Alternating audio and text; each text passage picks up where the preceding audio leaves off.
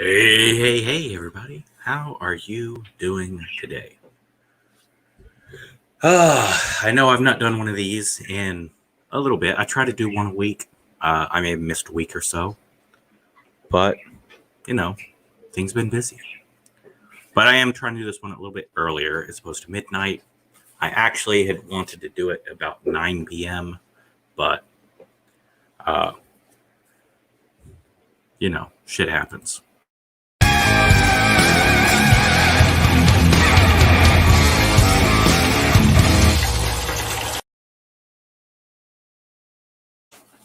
And that's right. That intro just got you plus 20 social credit points from, naturally, Winnie the Pooh. He is a leader of a country now. I don't know if I like the Rambling podcast being that big. That's a little small. How's that? We'll try that one. All right. So, going to have hopefully a fun one today. I am going to read some famous last words from some people. I've got a couple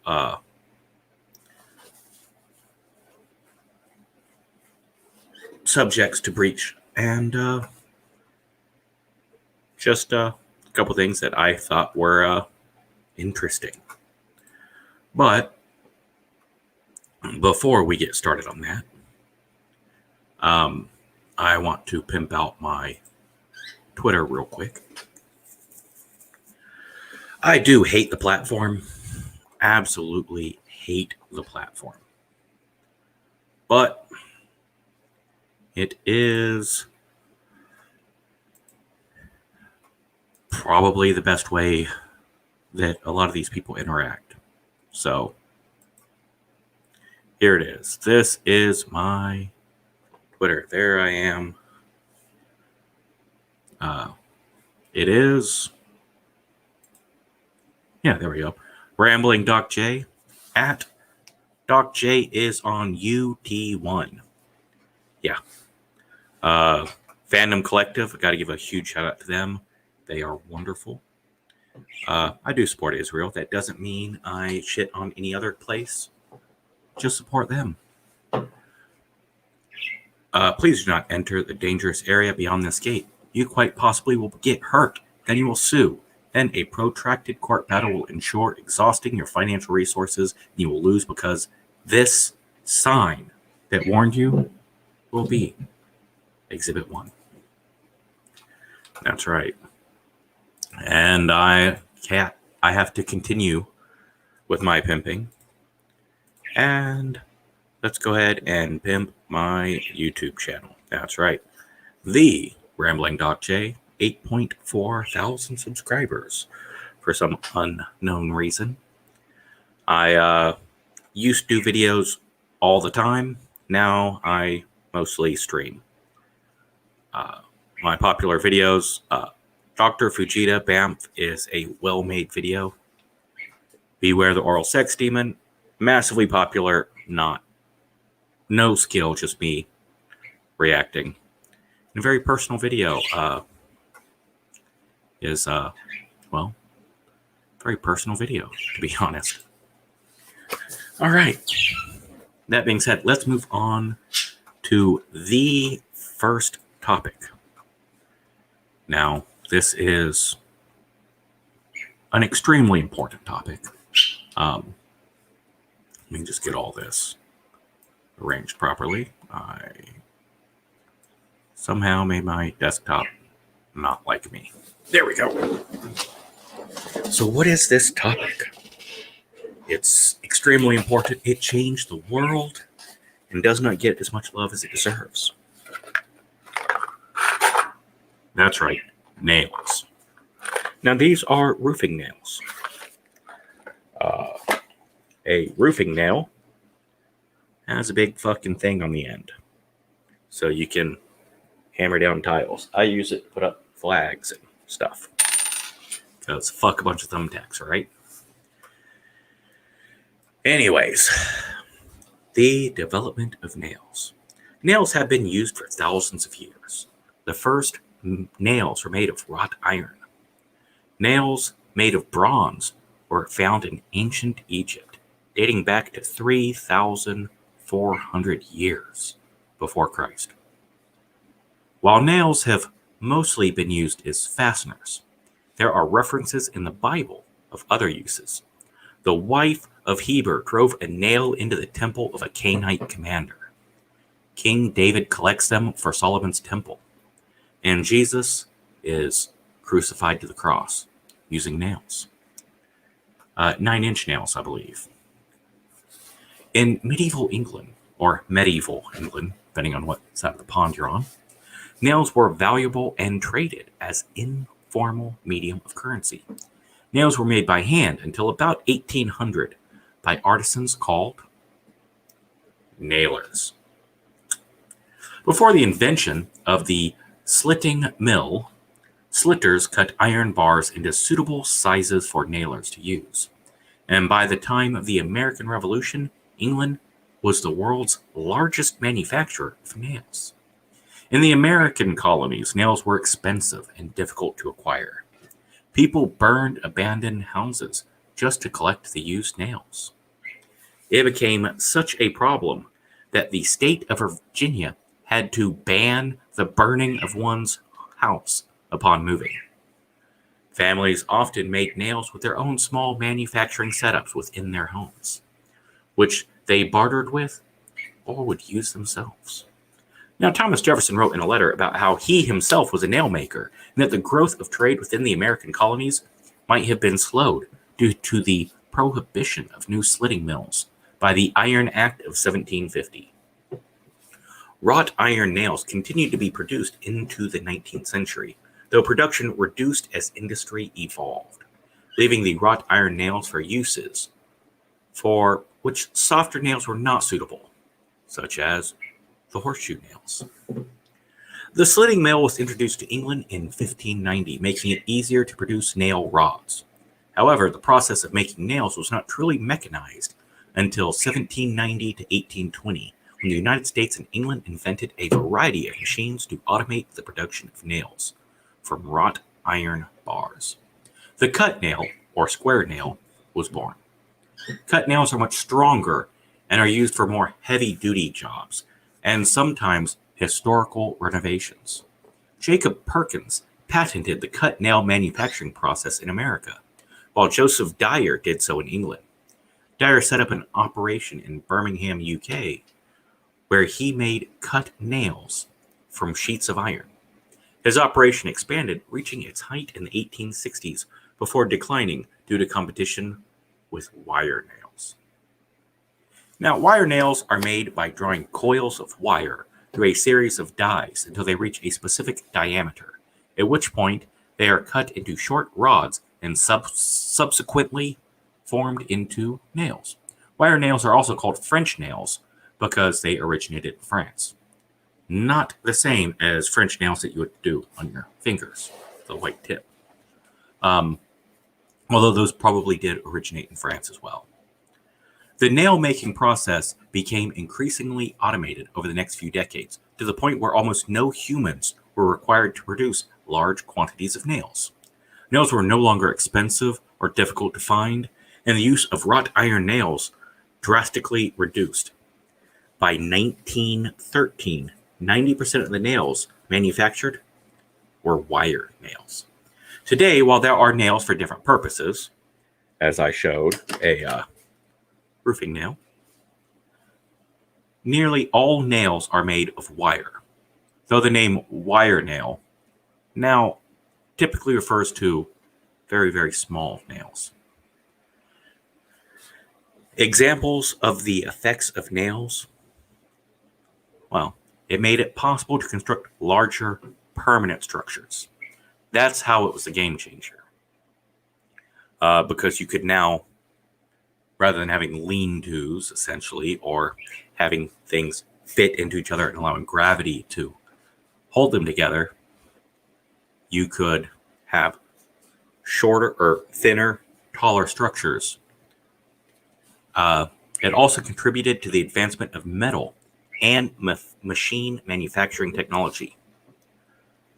Also, on a less positive note, nails have been used in sadistic, torturous ways for punishing and questioning. And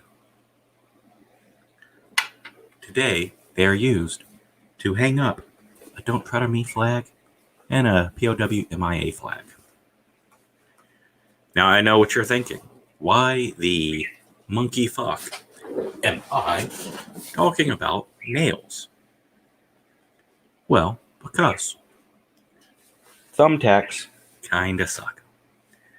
So I got some nails to nail some stuff up, and also I had to affix a step to the stage where I do karaoke, so that people don't fall. And just since I kept dealing with nails, I thought I'd do an article on one. And you know what? Nailed it. I like puns. Now, I would like to state that while I am politically active and knowledgeable, I do not like the fact that politics has been pervasive. It has infected everything that we care about. And many of the things that are always our escape from the bullshit of the world that we have to deal with has been invaded with politics. One moment.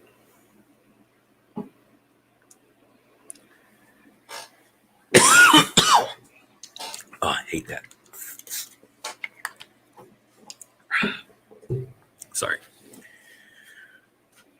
So, while I am going to touch on some topics, my next topic in particular, the Information Awareness Office. This is more so talking about history. Now, my political leanings may surprise some, but I'm a veteran and I tend to have libertarian views. I have many, many dear friends that are very, very liberal. I have many wonderful friends that are very, very conservative. We are mistaken when we say that it is a left or right issue. It isn't. Cute goth girl gamer, hello. Thank you for jumping in. It is not a left or right. It is a left, right, up, and down. It's not a fucking sliding scale. It's a cross. So, I did a raffle at my establishment. And I raffled off a miniature statue, about like that, of the 45th President, Donald Trump. And it's him going, as if he's saying, huge, or China. I don't know. We just always give him that face with orange and, caricature. Now, someone hates Donald Trump with a passion. Hello, Ghost 541. Absolutely hates Donald Trump with a passion. So they put $20 in the raffle so they could win that statue, so they could burn it. Okay? Someone else put in $20 so they could win that statue because they support President Trump and they love him. Okay. Now that seems a little divisive, right? Yes, it can be. I did raise a good amount of money to pay for fireworks. Saturday, having fireworks. And I got a movie projector, a big screen for outside, and I am going to play the movie Independence Day after the fireworks, because we all love the speech. I am, Ghost. Now, we had a Trump hater put in some tickets with the intention of, if I win, I'm going to give that to my good friend who loves Trump. Because, yes, politics are divisive, but it does not have to divide us. We can disagree. We can disagree strongly. We can disagree and argue. When we're done arguing, let me buy you a drink, shake your hand, and let's talk about something else. So with that being said, I want to go to my next topic, which is the Information Awareness Office. It may offend people that are right-leaning, but I'm sure you can handle it.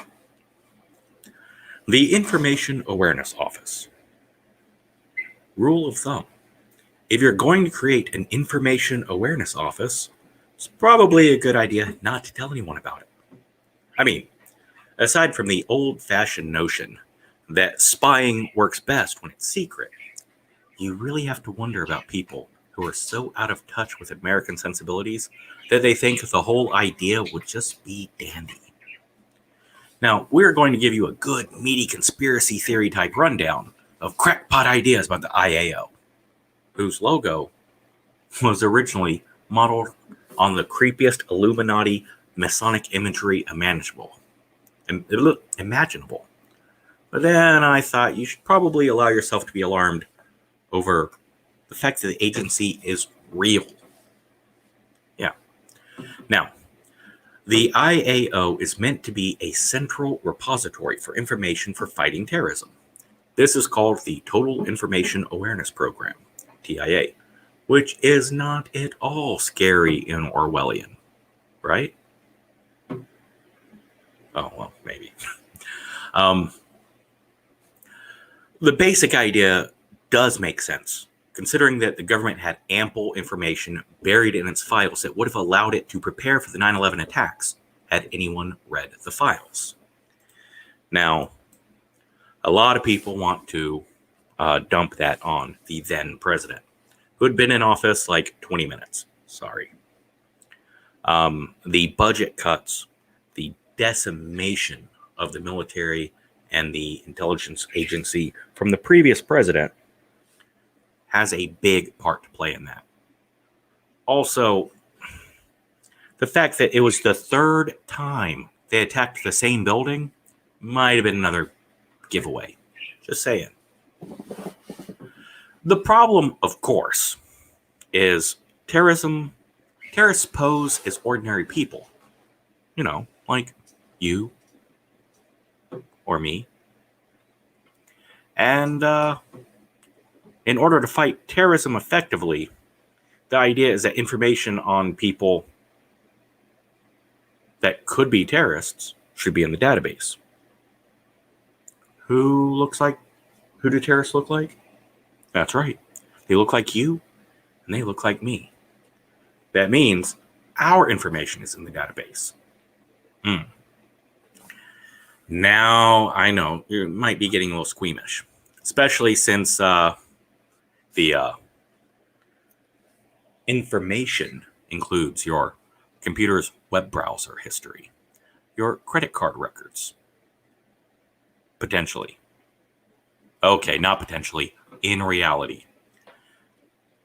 But, it's not like the government is spying on you. They're not. Facebook is. Google is. Your cell phone is. Your credit card company is. Your banks are. Everyone is. They simply sell the information to the government. Hopefully just ours, right? It's not like TikTok was.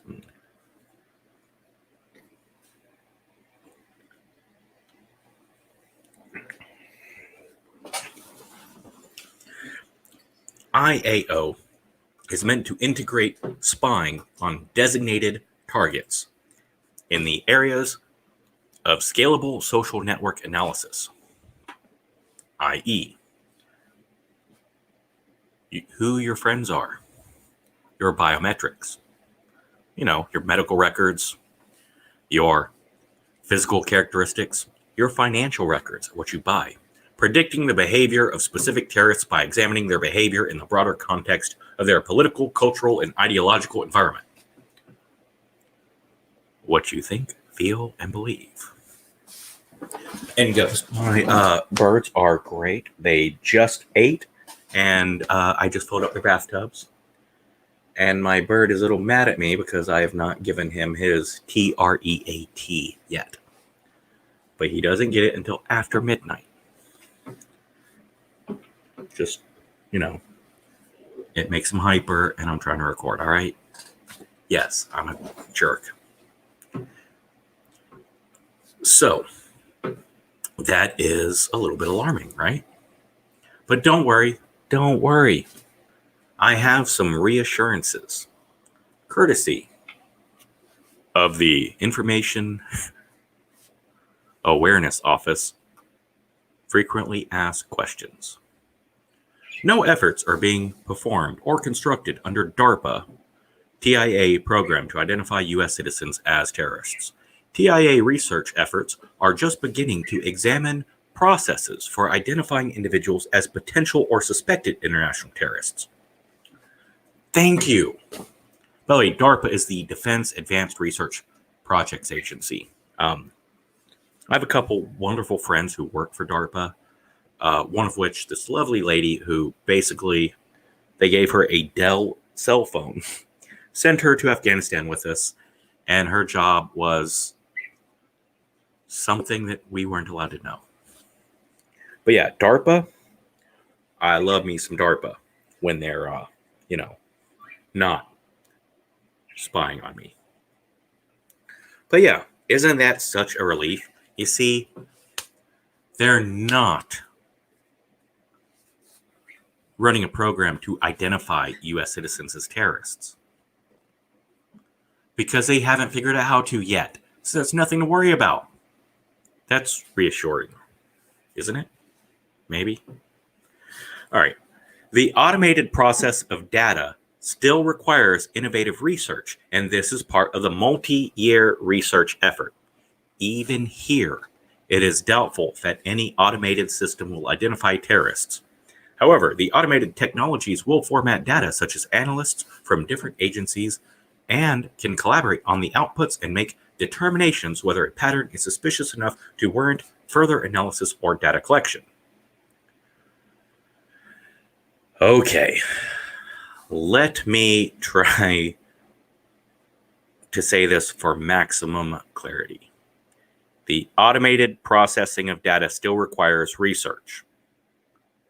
We can't have the computer instantly select citizens for investigations yet. This is part of a multi-year research effort. We're working on it. Even here, it is doubtful. Translation. When we can do it, it won't work very well. However, the automated technologies will format data such as analysts and from different agencies. Translation. So we're going to introduce human error into the equation. Suspicious enough to warrant further analysis or data collection. Translation. And based on this wonderful process, we'll start searching your homes. Great ideas like the Total Awareness Program don't just fall off of trees. Every fascist disaster in the making requires an architect. In this case, it belongs to John Poindexter, former Navy admiral and drinking buddy of Oliver North. Poindexter dodged a felony conviction in the Iran-Contra scandal because of the possibility that prosecution might have used testimony given to Congress under an immunity agreement.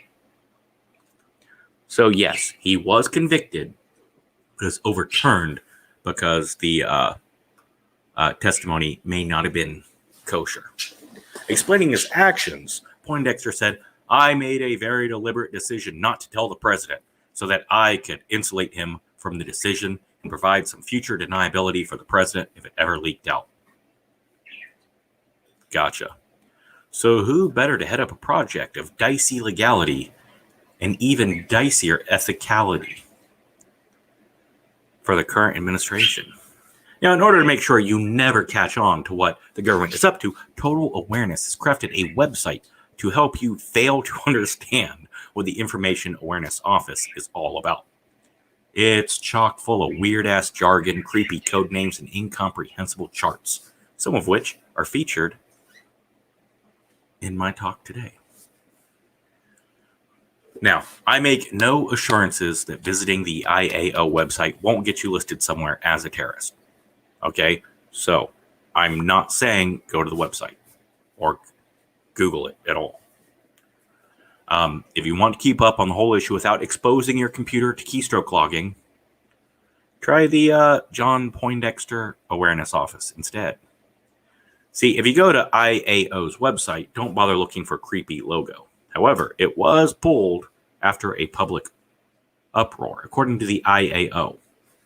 For the record, the IAO logo was designed to convey the mission of that office, i.e. to imagine, develop, apply, integrate, and demonstrate and transition information technologies, components, awareness, and closed-loop information systems that will counter asymmetric threats by achieving total information awareness useful for preemption, national security warning, national security decision-making.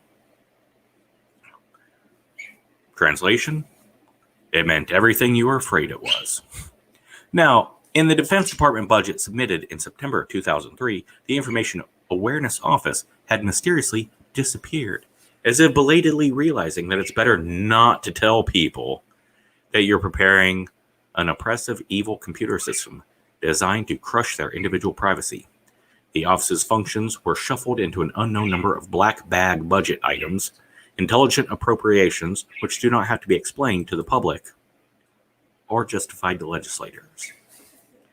So just be thankful that the administration at the time was dumb enough to let you give a glimpse of Big Brother before it slinks off into the shadows.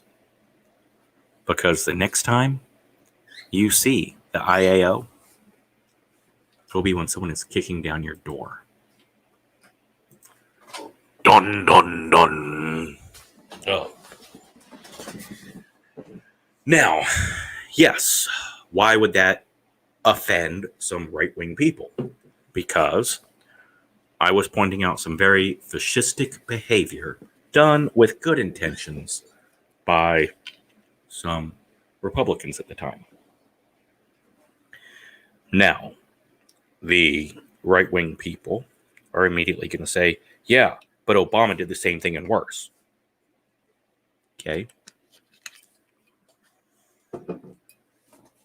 If my neighbor punches you in the stomach, and then I punch you in the face, does that mean my neighbor didn't punch you in the stomach? No. It means you got punched twice. They're both assholes. Yeah. It's not a competition of who sucks more. No. It should not be a this or this. It should be, hey, fascism, bad. Authoritarianism, bad. Censorship, bad. Just saying. My thoughts. Oh, and for all the left-wing people that are celebrating, yeah, are you not paying attention to the left wing of the last 20 years? So, yeah. Whatever wing you're on, left wing, right wing, they're both attached to the same bird, and the bird is shitting on us. for the record.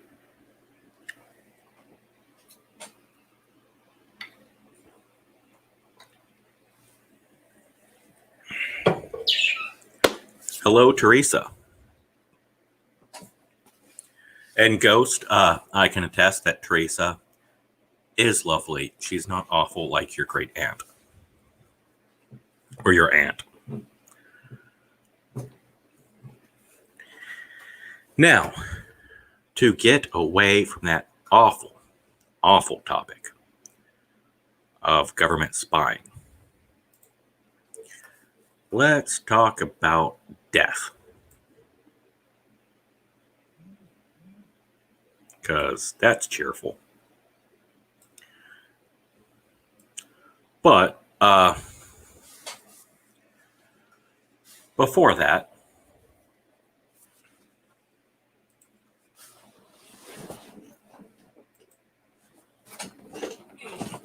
I would like to touch on this that Ghost just said, because it does absolutely play in to what I was saying. Now, Ghost, I know you in person, and you know personally some Democrats that you like. You don't know they're Democrats because that's not the most important thing about them. Now, your mother and your aunt, they do not get along. And politics is one of the things they fight about. It's very divisive. So, while there are some Republicans and Democrats that you have been in the room with, while they have shared fun stories about awesome stuff and agreeing with stuff, but it is easy pickings to point out that your aunt is a Democrat, and that is one of the reasons why she shits on your mom. But it sucks, and I am very sorry.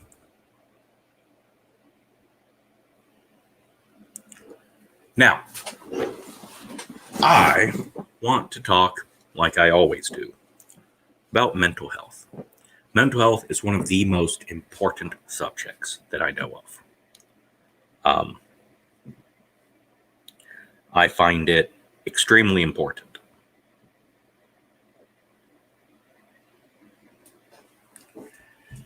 I picked up a gentleman on the side of the road, and it was hot. He was burned, sunburned. Just, dude was not in good shape. Picked him up. Hey, man, where are you going? I don't know. Whoa, whoa, whoa. Okay, where are you coming from? Whoa, whoa, whoa. It's difficult to get information from him, and he has been sleeping outside for 3 or 4 days. He is confused. He is manic. He goes from laughing to himself to crying to himself. I take this boy, this gentleman, this adult male, to a restaurant. I get him something to eat, a burger, fries, get him a couple drinks, a couple bottles of water, and a soda to drink. And I excuse myself, and I call the police department, non-emergency line. And I'm like, I have a non-violent, confused, manic person. He's having some mental health issues, possibly drug issues. I'm not sure. I explained his behavior and point out that he has a cut on the top of his head. He's bleeding a little bit. Okay, is he violent? He's not doing anything wrong. He's polite. He's been outside for days. He needs help. So they sent an ambulance and a police officer. And they asked him some questions. He wasn't able to answer them all very well, but passably. He knew he was in a restaurant. He knew how he got there. I took him. He didn't know who I was. I'm a stranger that picked him up. He knew his name. He couldn't spell his name. They said there's nothing we can do. He said he doesn't want to go to the hospital. So, boom. Fuck. I'm not taking this guy to a hotel room. I don't know what else to do. What do I do with him? There's nothing you can do. All right. Go up to the waitress. Here's my phone number. I don't know this person. He's not violent. He seems nice enough.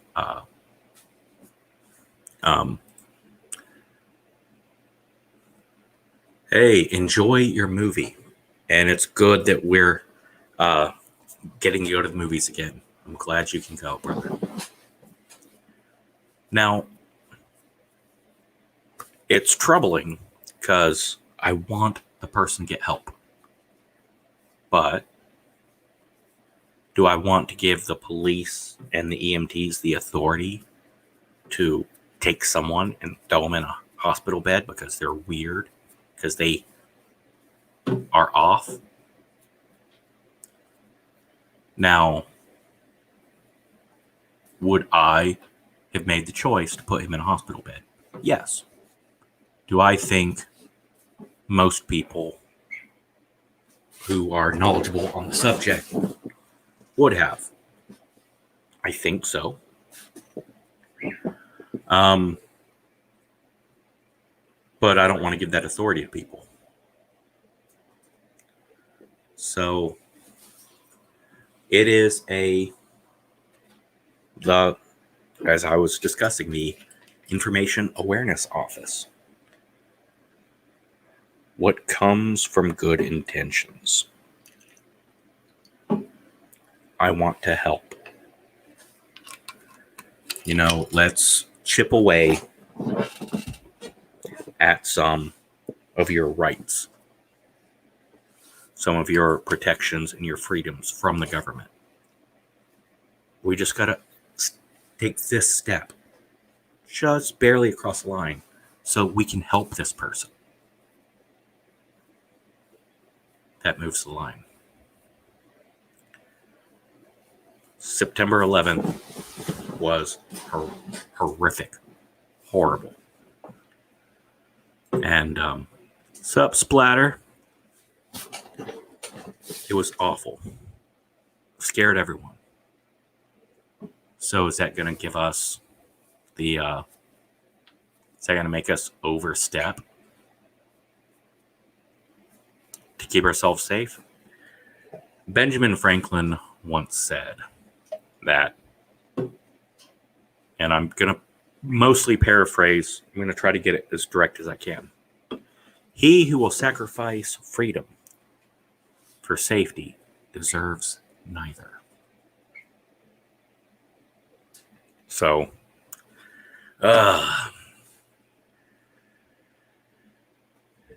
it's a difficult topic, and we all get heated about it.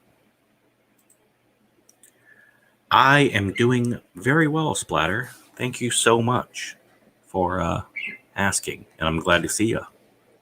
Everyone needs to jump on Splatter's channel. He fucking just did a very long video on the topics of his movie collection. Now, this dude has some good fucking movies, but he needs more. So, I think he ought to, if he still has it, jump on his thing. He's got an Amazon list, and pull up some of the movies that he wants, because I enjoyed the video. It might have been his longest solo video. Let me just go ahead and throw this in the boom.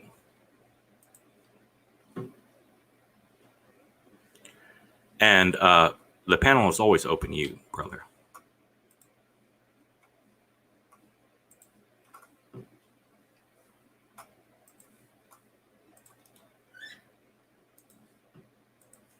Boom.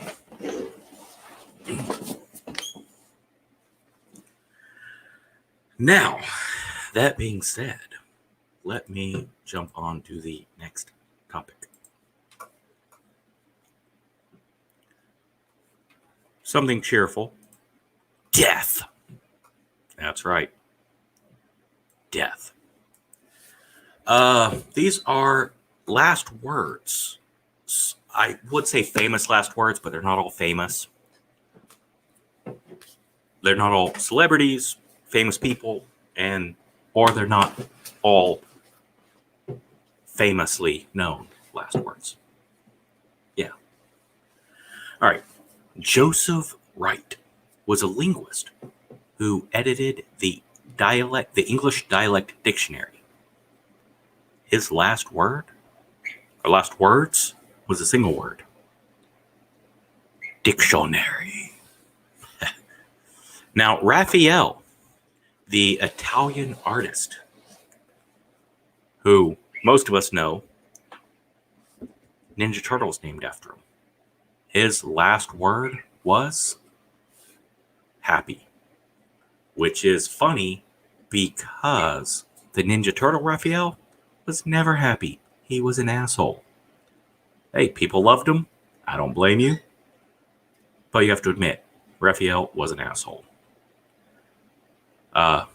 Gustav Mahler, composer who died in his bed. He was conducting an imaginary orchestra. While he was conducting, his last word was Mozart. Bessie Smith, the amazing, talented Bessie Smith, whom Elvis stole many, many things from. According to her family, she said, "I'm going, but I'm going in the name of the Lord." That's pretty cool.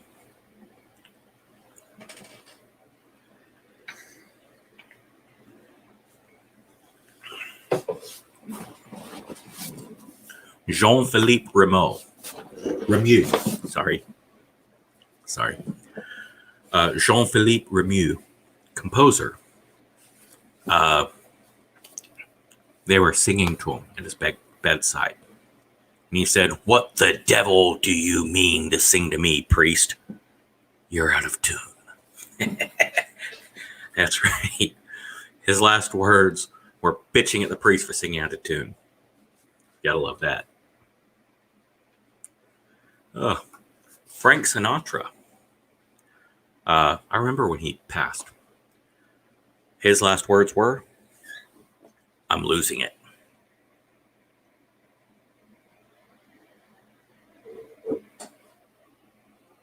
Army EOD.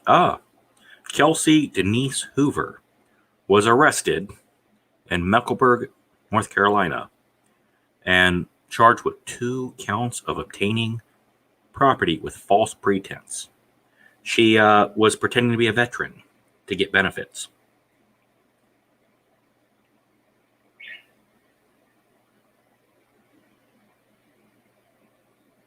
That is great news. Thank you, Ghost.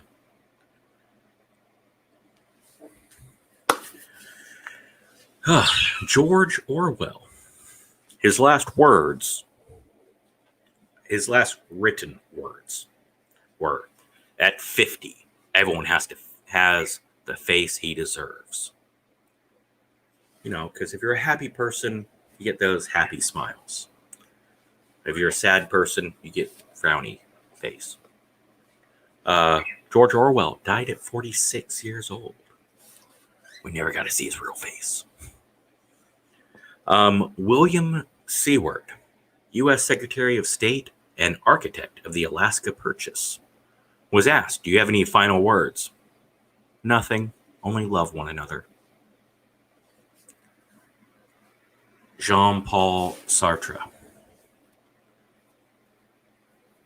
turned to his lover. I love you very much, my dear Beaver. Name was Beauvoir, but Beaver was a Margaret Sanger, who formed Planned Parenthood as a way to murder minorities. I'm sorry, as a way to spread eugenics and prevent minorities from existing. Her last words were, "A party! Let's have a party!" I'm not a fan of hers, by the way. Nostradamus. His last words were a prediction, allegedly. "Tomorrow at sunrise, I shall no longer be here." And he wasn't.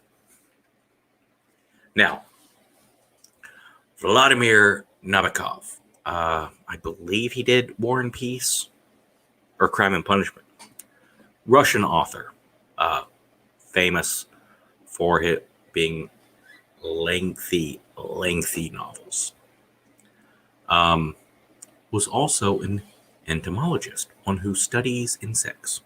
His last words, "A certain butterfly is already on the wing." Okay. Now, Herman Melville, who wrote Moby Dick. His last words were, "God bless Captain Bear." No one knew what that was.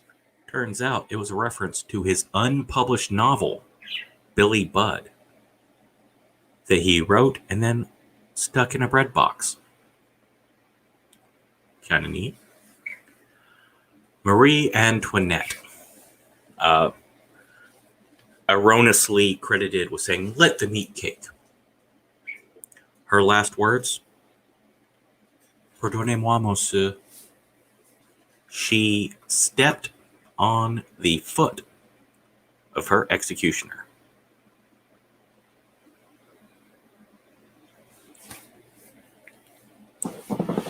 So, her last words were polite.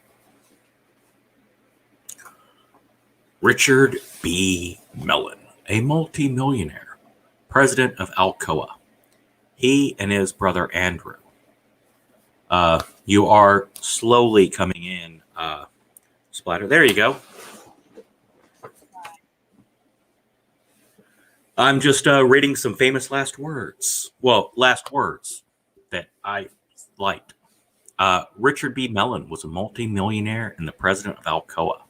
He and his brother Andrew had been playing a game of tag for 7 decades.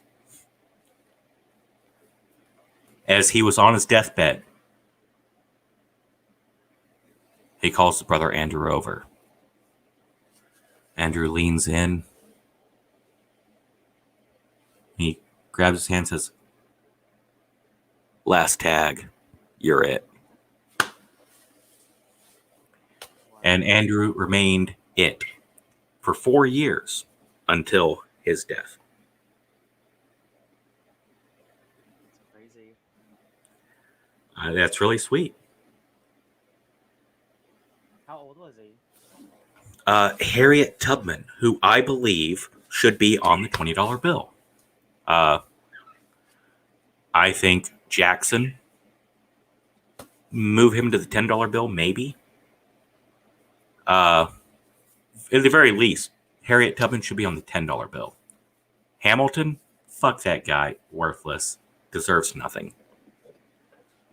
Harriet Tubman should be on some fucking money. Her last words, her family had been gathered around in 1913. Bitch was old. Family had gathered around and they were singing a song. And her last words were, she died while singing the song. Her last words were, "Swing low, sweet chariot." Can't think of a better way to go. From, that song from Blazing Saddles? Yeah. But yeah, great movie. By the way, I threw out a link to your awesome fucking video. Loved it. Yeah, I did that. I was so tired. It was really late too. I don't remember how late it was, but it was getting pretty late. So I just did the DVDs. So my next one I'm gonna do is for the Blu-ray. ones. Nice. Yeah. Yep. Um, By the way, before, sorry, yes, cut you please. off. Thank you for doing that reaction to the trailer I sent you. Oh, I loved it. I'm a little pissed at you. You try to make me cry on camera. No, I just wanted to see what Oof. your reaction was because it had to do with bullying and stuff like that. And Something we um, talk about a lot. yeah, it hits home for both of us in different ways and everything. So I wanted to hear your thoughts on it. And yeah, no, I agree with you. And if any of y'all aren't aware, um, he did a video about this new movie that's supposed to come out this year, I think. Yes. Joe Bell. It stars Mark Wahlberg and Gary Sinise. And yeah, I agree with you that there was one part of that trailer that they should have left out. Um, the It's we a talk, spoiler. it is, and it's sad, but like they put it in there, and it made me. That's what made it emotional. Yeah. You know, It was like, oh, this is sweet. I like this. And then all of a sudden, right? Yeah, but I no, think my like, allergies just kicked in. but yeah, no, it was emotional. Like I was in the, what do you call it?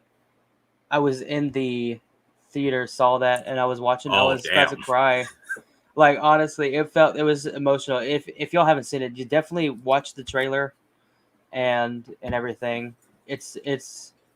I just hope the movie's good. I am definitely that's one of those I'm gonna see. But yeah, no, thank you for doing that. Oh, I, always. Absolutely. Um, I also agree that Marky Mark might be the perfect person for the role because uh, he has a past of being racist and homophobic. He does. Hmm. He was a kid. He has worked hard. He is. I don't like a lot of his movies. I'm not even a big fan of his, but he is a good dude. He tries actively, and the character he plays starts out kind of a dick. So I like it. Right. Yeah. But hearing people's reviews of it and everything, um, I'm curious. I'm honestly curious to see what they do. It was at the Right. Toronto Film Festival. Is where it debuted, I think, and so now it's Right. starting to come into theaters. Same with the other movie I went and saw about the guy I was telling you about. He we talked to him, messaged him. The Yeah. movie 12 Mighty Orphans, which was Yes. very good. I don't. It's probably not out in Kentucky yet, but it is out in New York and Texas, I believe. But if you want to look that up and see what it's about, I think you'd be interested. I think you Oh might if you yeah. like football. It's a movie about football. If I you like football, am a big football fan. so yeah, high school football, but football nonetheless in the Great Depression. So Oh, nice. Well, let's yeah, hope it's better than George Clooney's Leatherheads movie. That sucked. I didn't even know that was a thing, so I have to check that out. Yeah, he made a passion project about football in the 1920s, directed it and starring himself, and yeah. The Comtesse de Versailles, Louise Marie Therese de Saint Maurice. Yeah, say that 5 times fast. I don't think I can say that once. She let one rip as she was dying. And she said, "Good. A woman who can fart is not dead." Big, highbrow, classy, rich Right. Comtesse. Last words, about a fart. Famous drummer Buddy Rich got surgery in 1987. He died during surgery. As they're prepping him for the surgery, they're asking about medications, and the nurse says, "Is there anything you can't take?" Buddy Rich says, "Yeah, country music." What's okay? Sorry, I know I'm cutting you off again. That's what But that's what we do. You do it on my show. Damn right. Just kidding. but but it's funny that you bring that up. What's the whole thing about the hate for country music? People love to hate on country music for no reason. I could see modern country music, but not country music from back then. I don't think. I hate country music. However, I love Western music. Bit of a difference. George Jones, fuck that guy. He slapped me once. Fuck him. Did he really? Yeah, he was an asshole. And I wasn't a big fan of his music anyways. Yeah. Dwight Yoakam is a good amount of my karaoke numbers. What is it? Is all of it long white Cadillac and guitars and Cadillac? No. Guitars and Cadillacs, and then long white Cadillac. Hillbilly music. Nope. I do Streets of Bakersfield. Mm-hmm. I don't know that one. All I know is those main two, because that's what everybody sings. Streets of Bakersfield. That's my fucking the karaoke song that I get the cheers for. I'm not a good singer. Yeah. The other one I do is his cover of Elvis Presley, "Suspicious Minds." We can go on together. Yep. Sorry. Those two, those are my fucking Dwight Yoakam songs that I fucking nail. No, I wanna country music, hip hop, ska music. ska. They all, yeah. Ska. No Doubt was a ska band once before the lead singer choked to death on a bullet that he fired from a gun into his mouth. Yeah.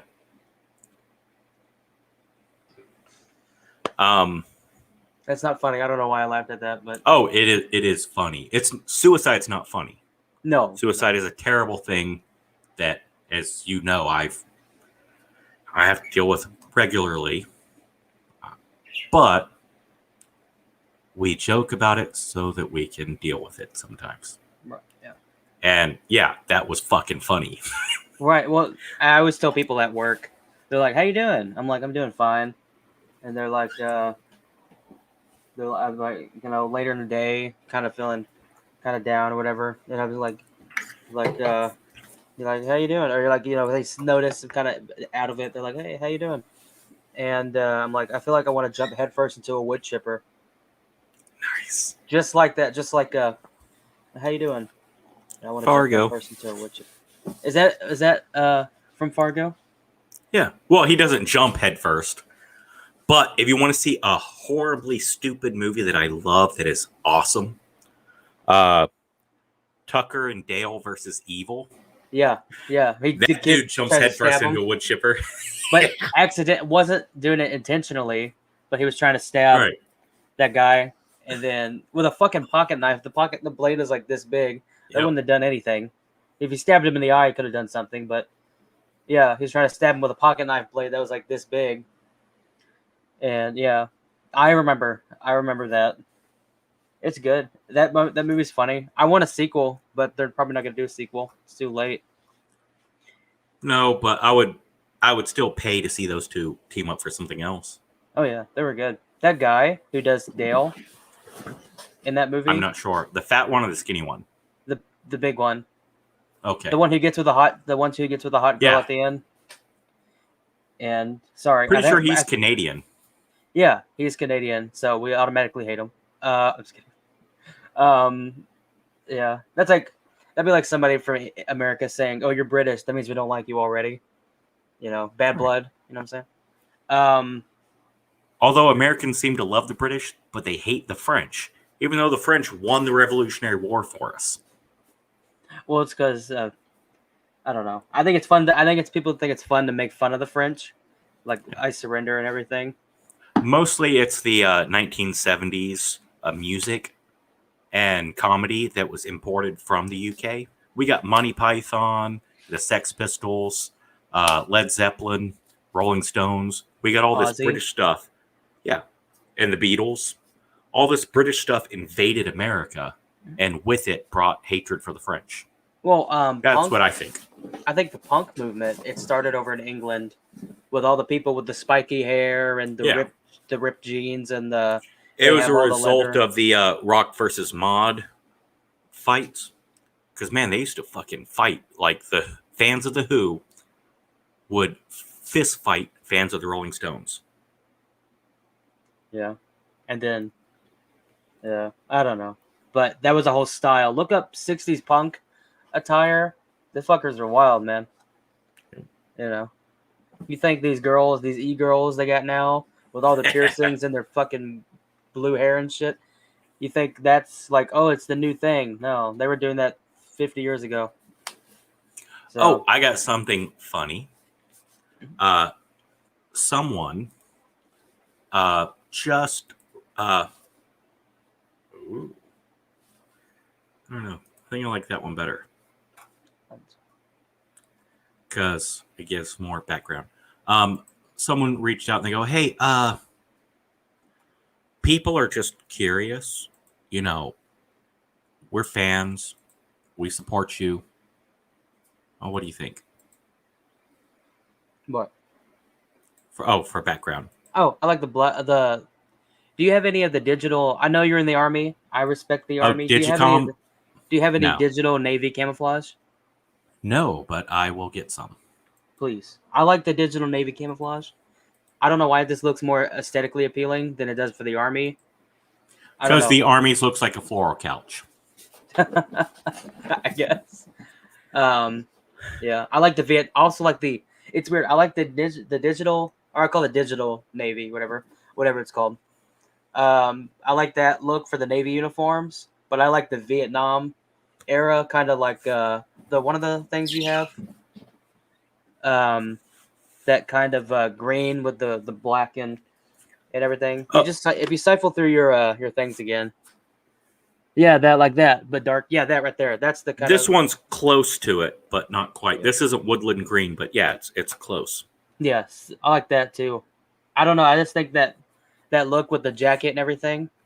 Oh yeah. I think it looks good. I always tell people when I say we support the troops, I say Vietnam and Vietnam veterans. I'm not singling out Vietnam veterans. They were only Right. doing what they were told to do, and they were. Well, didn't they start they ended the draft before or a little No, bit after draft still Vietnam War? exists. Draft still exists, and you should have But registered for the draft. They haven't I have not. drafted any. Yeah, if you can face criminal charges I mean, when you I don't turn think I have. 18. When you turn 18, you're supposed to register for the draft. A Oh. lot of people don't because they don't do the draft anymore. Mhm. It's still legal. They can draft you. They just haven't drafted anyone since Right. Vietnam. I think what do you call it? I think America's lucky. We are not mandatory with the mandatory 4 years. Like in some countries, they have to do the mandatory 4 years. But if they said, "Hey, we need guys. We need use guys. We need you guys to come here. We need to fight because we need you. Like absolutely, 100% need you." Then I will drop everything I'm doing and I will do it. Right. If they absolutely needed it, and I would. I would like to see mandatory service. Now, I think it should be you owe the government 2 years service. It's fair. Either Army, Air Force, Navy, Coast Guard. Then we can create a civil service, right? Meaning you work in health clinics, clean up parks, Peace Corps, right? Create various things so it's not just military. Right. Well, I think even people who are like, they do and I don't want to say weekend warrior and everything, because they still have to go through basic training and do all that stuff, right? They are weekend warriors. No disrespect. National Guard, I still call them nasty girls. It's just NG Nasty Girls. It's Sounds like a strip club that you probably went to when you were overseas with it. right now. I love the National Guard. I had some nasty girls over in Afghanistan that I had to work with. Those guys, they faced the same explosions and the same bullets that we did, but we had all the time training, and these were teachers and plumbers and pharmacists who came in on the weekends. Once a month, they came in for a weekend and did some training. And then they went and faced the same enemy I faced. So they were lucky to make it out with their lives, probably. I mean, they don't get the same missions we get, but yeah, I mean, like, no disrespect to the nasty girls in any way, shape, or form. But Yeah. they are military family, so yeah, I'm going to make fun of them. Yeah, I'm going to shit on them. Same as I do the Navy, Air Force, Marines, and Coast Guard. It Yeah. didn't, but people seem to. I think Vietnam veterans get. I don't know. This could be me, just saying stuff, but I think they get better, more respect. I'd say from people now Yes. than they have before. But Absolutely. any veterans who are still alive from Korea, World War II, I mean, God bless you. You're fucking ancient, but thank you for your service. Yeah, I doubt they're watching this video, but I mean, but any veterans, anybody who goes overseas, I can guarantee you that there is a Korean War veteran that will watch this video. Yeah. Whoever you also, oh no, I know exactly who he is.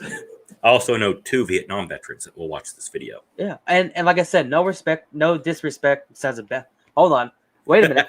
No disrespect to you guys. But when I say thank you, when I tell people thank veterans for their service, I want to say and Vietnam veterans because I feel like a lot of Vietnam veterans don't get the same respect as other veterans.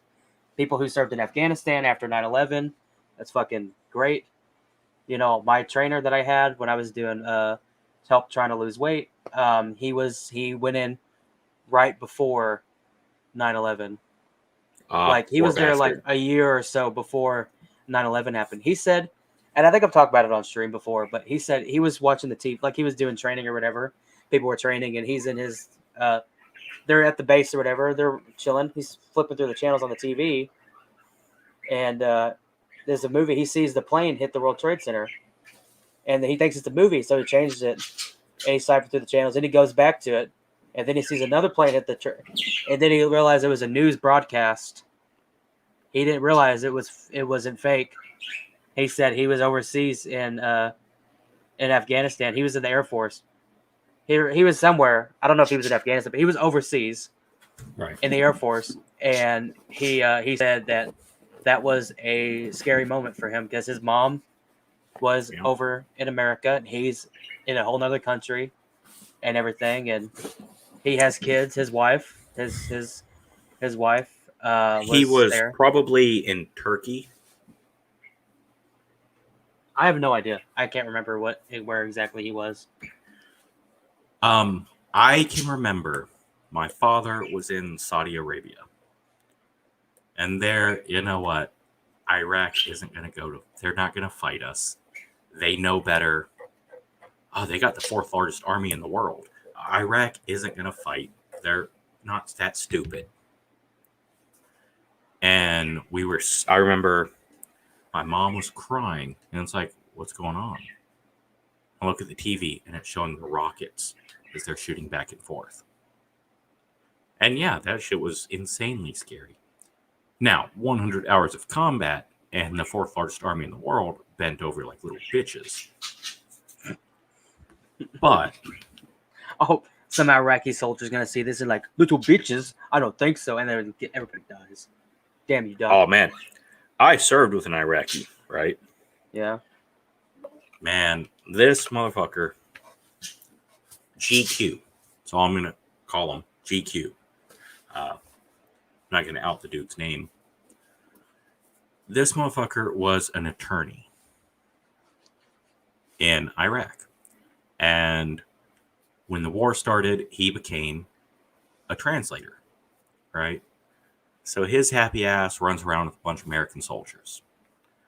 He's attached to a cavalry unit. And a fucking sniper shoots him in the fucking head. In the Kevlar, it just barely grazes him, right? But it fucking knocks his ass down. And knocks his fucking helmet off, and he just like laying there like, everything's going. And next thing you know, he's being picked up, right? And, this American soldier's got him. And he's dragging him to safety. And then there's another sound. And then the guy's laying on him. And, he's still concussed and everything. Motherfucker died saving him. So he puts in his 4 years that's required as a interpreter, wherever long it was for his contract. And the deal is, you do that and you get to come to America. So boom, he is now an American citizen. He can practice law. He enlists in the army to a cavalry unit because he wants to serve he wants to serve this great country that welcomed him in, and someone died to get him to America. So this fucking Iraqi fucking bastard, knowing we're at war with Iraq, knowing he could have fucking signed on to be a fucking translator. He could have fucking done it. He has a law degree. No. I'm going to do the job that guy did. He got me here. So I'm going to take it. Oh, fuck. Piece of shit. Survived. Did his thing. Got out. Living a happy life with a hot-ass wife. And I remember he won an award. And people were like, oh, they gave an award to an Iraqi. I was like, motherfucker, you listen up. That motherfucker's more American than you are. What are you doing? Nothing. Fuck you. He's more American than you are. It's like, oh, shit. Didn't know you knew him. And I can commend people for doing that. Oh. He didn't try to thing to jeopardize, the American, which I don't think it would have changed anything. I mean, he did something incredibly brave, and then followed that up with what he earned. He was brave to be a interpreter. Brave. Comes to America. He got what he earned. And he's still like, you know what? I can do more. Well, fuck it. I went from respecting you to fucking praising you now, motherfucker. Yeah. Do you know if he does he watch your stuff, or have y'all been in touch? I haven't spoken to him in a long time. I doubt he watches my stuff. I might He's like, reach out to him. That crazy bastard's still alive. God, couldn't get away. Motherfucker is living in middle America. I'm not going to say what state, but like middle of America. Your area, but north. Right. Yeah. With a hot ass white chick. And he's a good looking dude. Like, good shit. In shape. He kind of looks like The Rock. Because if you think about it, The Rock does look a little bit Middle Eastern.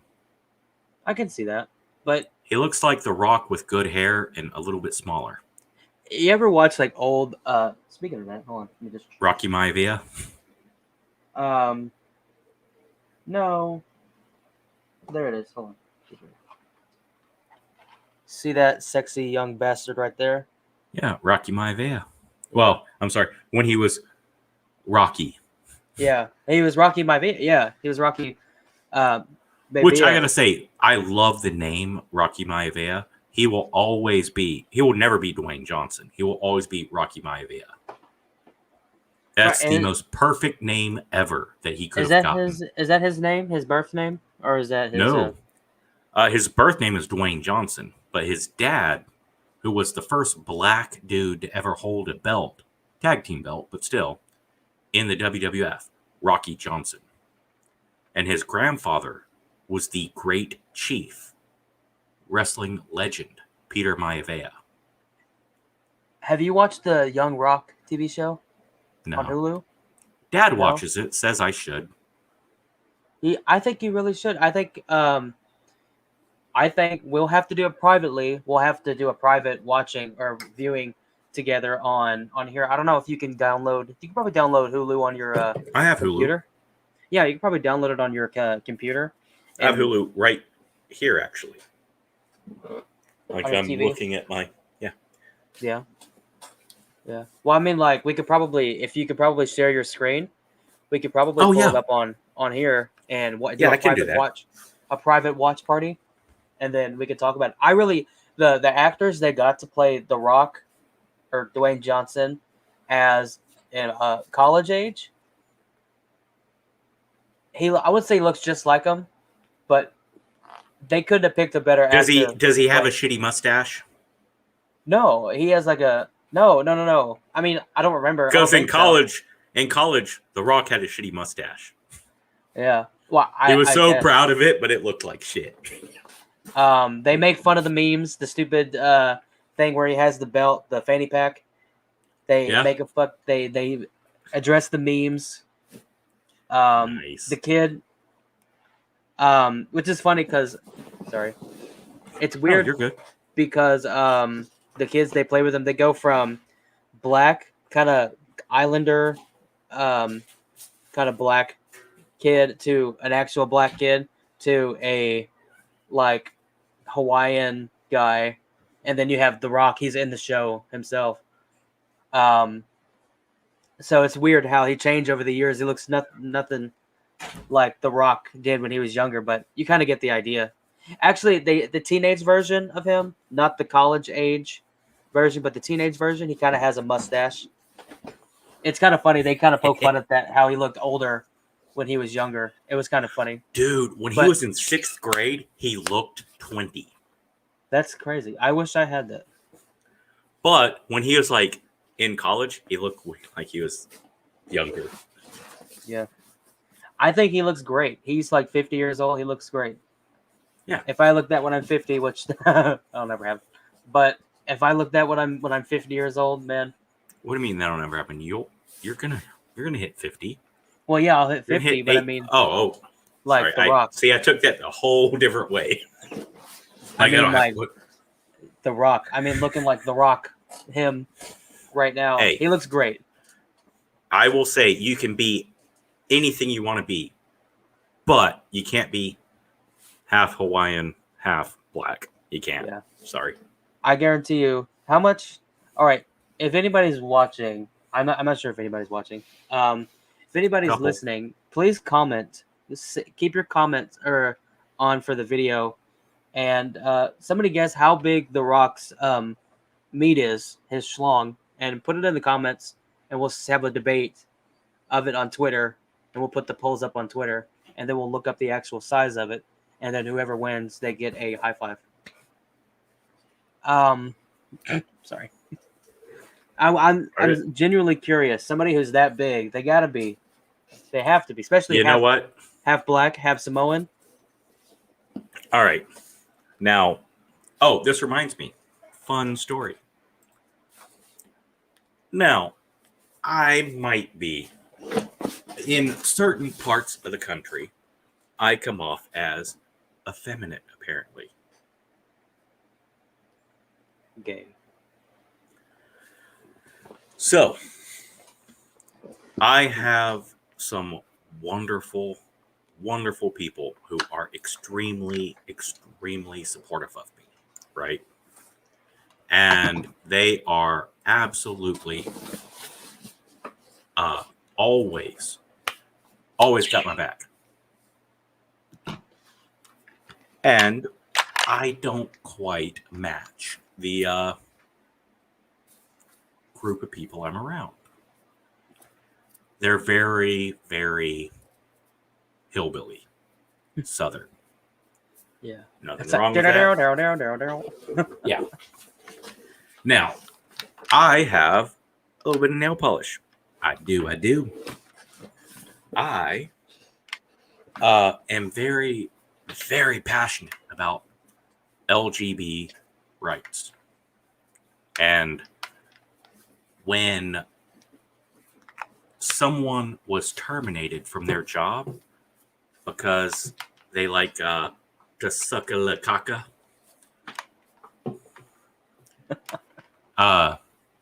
I snatched his ass up, and him and his husband are absolute fucking family. 17 years together, and they are amazing. I love them. They are family. They are fucking very, very valuable members of my team. And all my people love them and support them. No one is homophobic on my team at all. That's good. I did find out today, while no one is homophobic, apparently a bunch of the straight folks are questioning whether I am a inverted Nazi, a friend of Dorothy, a 49ers fan. A fag? He's trying to Actually, say. they're more thinking that they're trying to politely ask someone, is he bi? It's like, oh, no, don't think so. Is this your coming out? No, I don't dress well enough to be a stereotypical gay. Well, neither do I. But look how that is. Look, I have awful hemorrhoids from years of sitting in a tank, and I have a terrible gag reflex. If I even thought about being gay, I couldn't do it. Yeah. I'm physically incapable of being gay, for the record. But no. And my response to the person was, tell him you don't know. Tell him all I said was, you know what? I would not be into that sort of stuff. If I was going to go that way, I'd go for someone like, and then name to the person who I know is asking specifically. That'd be what I'm into. Why? Do you think he goes that way? Fuck with people, you're gonna ruin people's lives. Oh no. He was passionate. He's super, super religious. He's like, will not touch alcohol. Like, I'm not saying he won't drink. I'm saying he won't touch alcohol. He will come in, right? And if we're cleaning up, he's like, ooh, yeah, you're going to have to pick those up. The Lord Jesus Christ doesn't want me to touch alcohol. Yeah. Did he turn water into wine? Hey, up. Again, he's like that, but he's also like, how dare you? How dare you try to say he can't be in here? Oh, no. No, you cannot. No. Jesus loves gay people. Just don't agree with him. It's like, you know what? Hey, at least he's not one of those people. There is in my town that I live in, there is an older guy who was sitting on a corner of the courthouse, and he had signs that were anti that kind of stuff, and Yeah. like my friend who you met the other day, and By the apparently way, had a really good conversation with. Absolutely fantastic. Very big friend. Very big fan. Wise beyond the years. And I want to point out, it was a very bad night. I did lose someone. So yes, I might have been a little bit Tipsy. Yeah. She told me that you had some, and y'all were talking for a long time. we had like our stream that we had. We had one of those nights and everything. But And it happened to be on a night when someone when someone punched their ticket while we were talking. oh my goodness. Yeah. Can you is it somebody that we know or is it somebody personal? No one that you know. No, just someone that I've worked with in the past.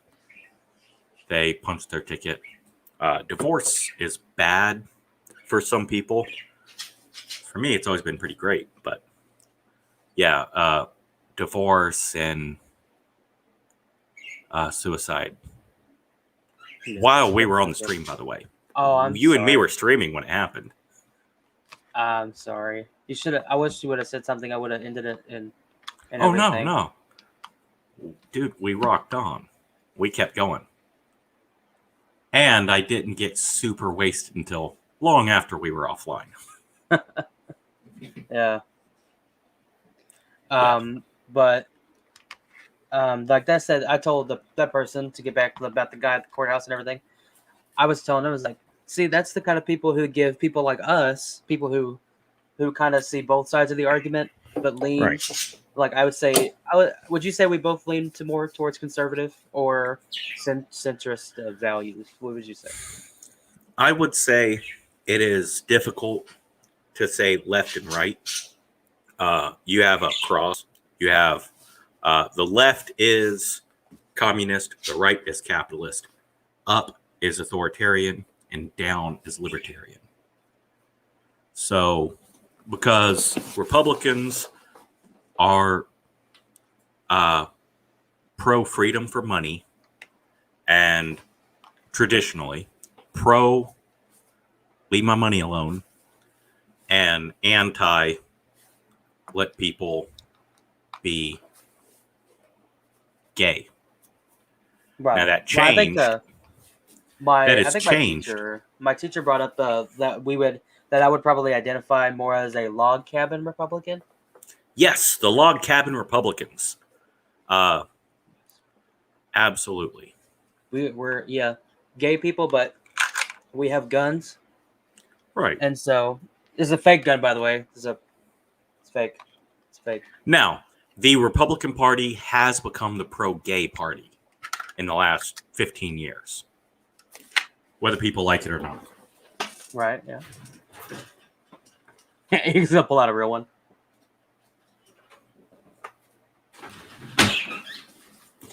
I am a very proud gun owner. This is a yes. It's a real one. Yeah. Nice. Now, I don't like you have that so handy. Well, I need it to be handy.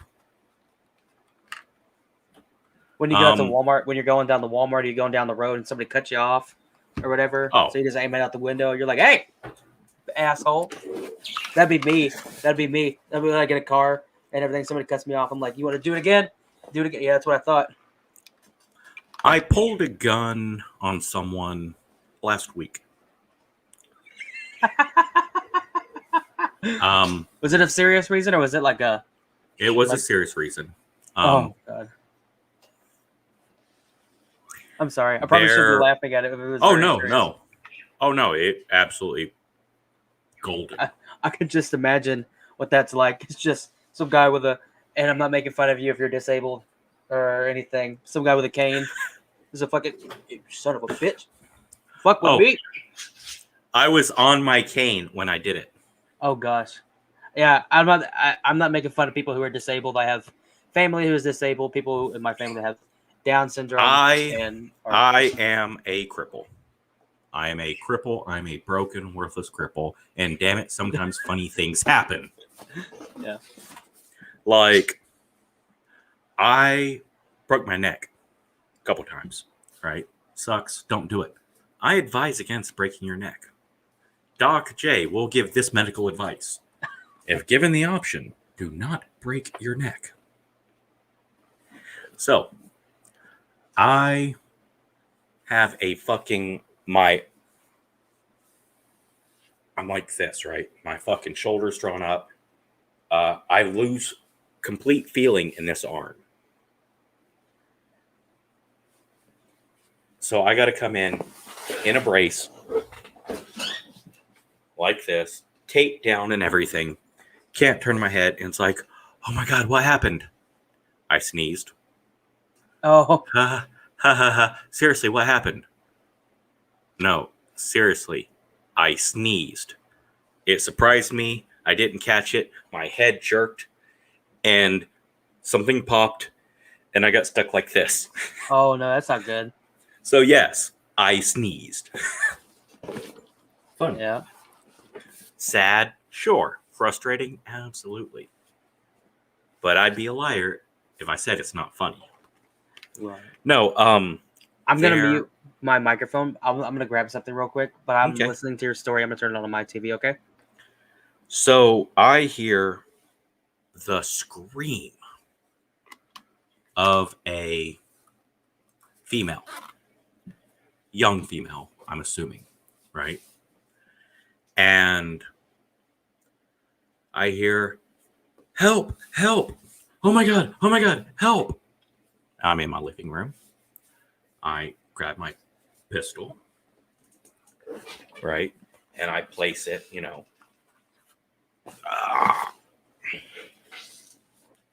I've got it like this, down, safe.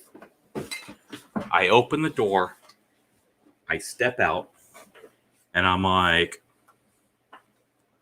what's going on? Oh, that is nice. That looks good. And I'm like, what's going on? Ma'am, are you okay? She's like,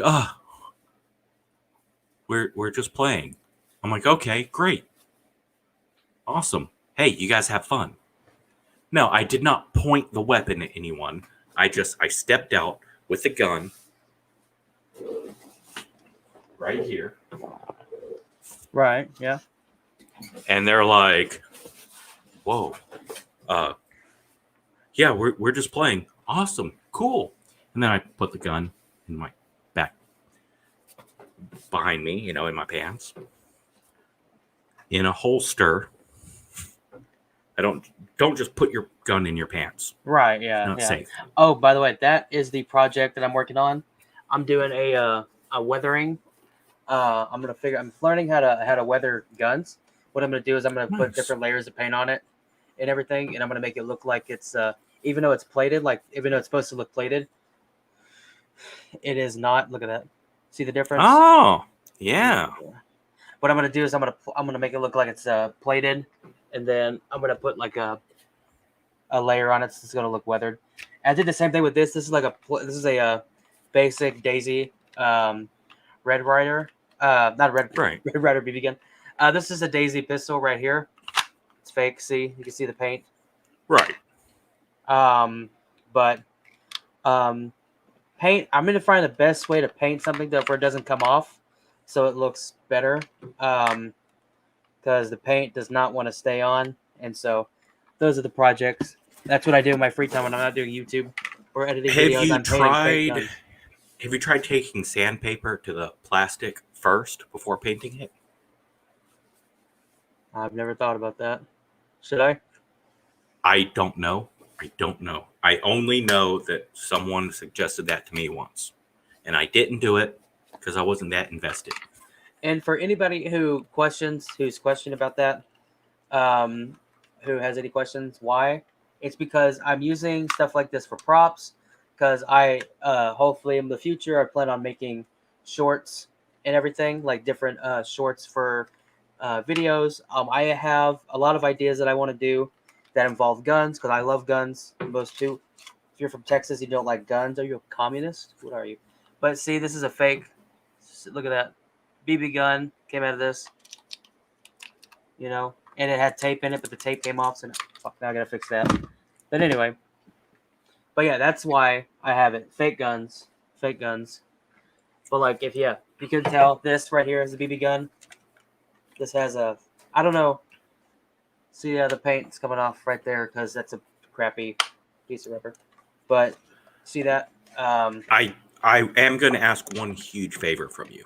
What? Have you ever progressed to using real guns, real pistols, and blanks, right? Mhm. Get a revolver. Because Brandon Lee died because some wadding was left, right? Now, with a revolver, there is no, right? Right. Yeah. So, this is a hollow point. If you put a blank in,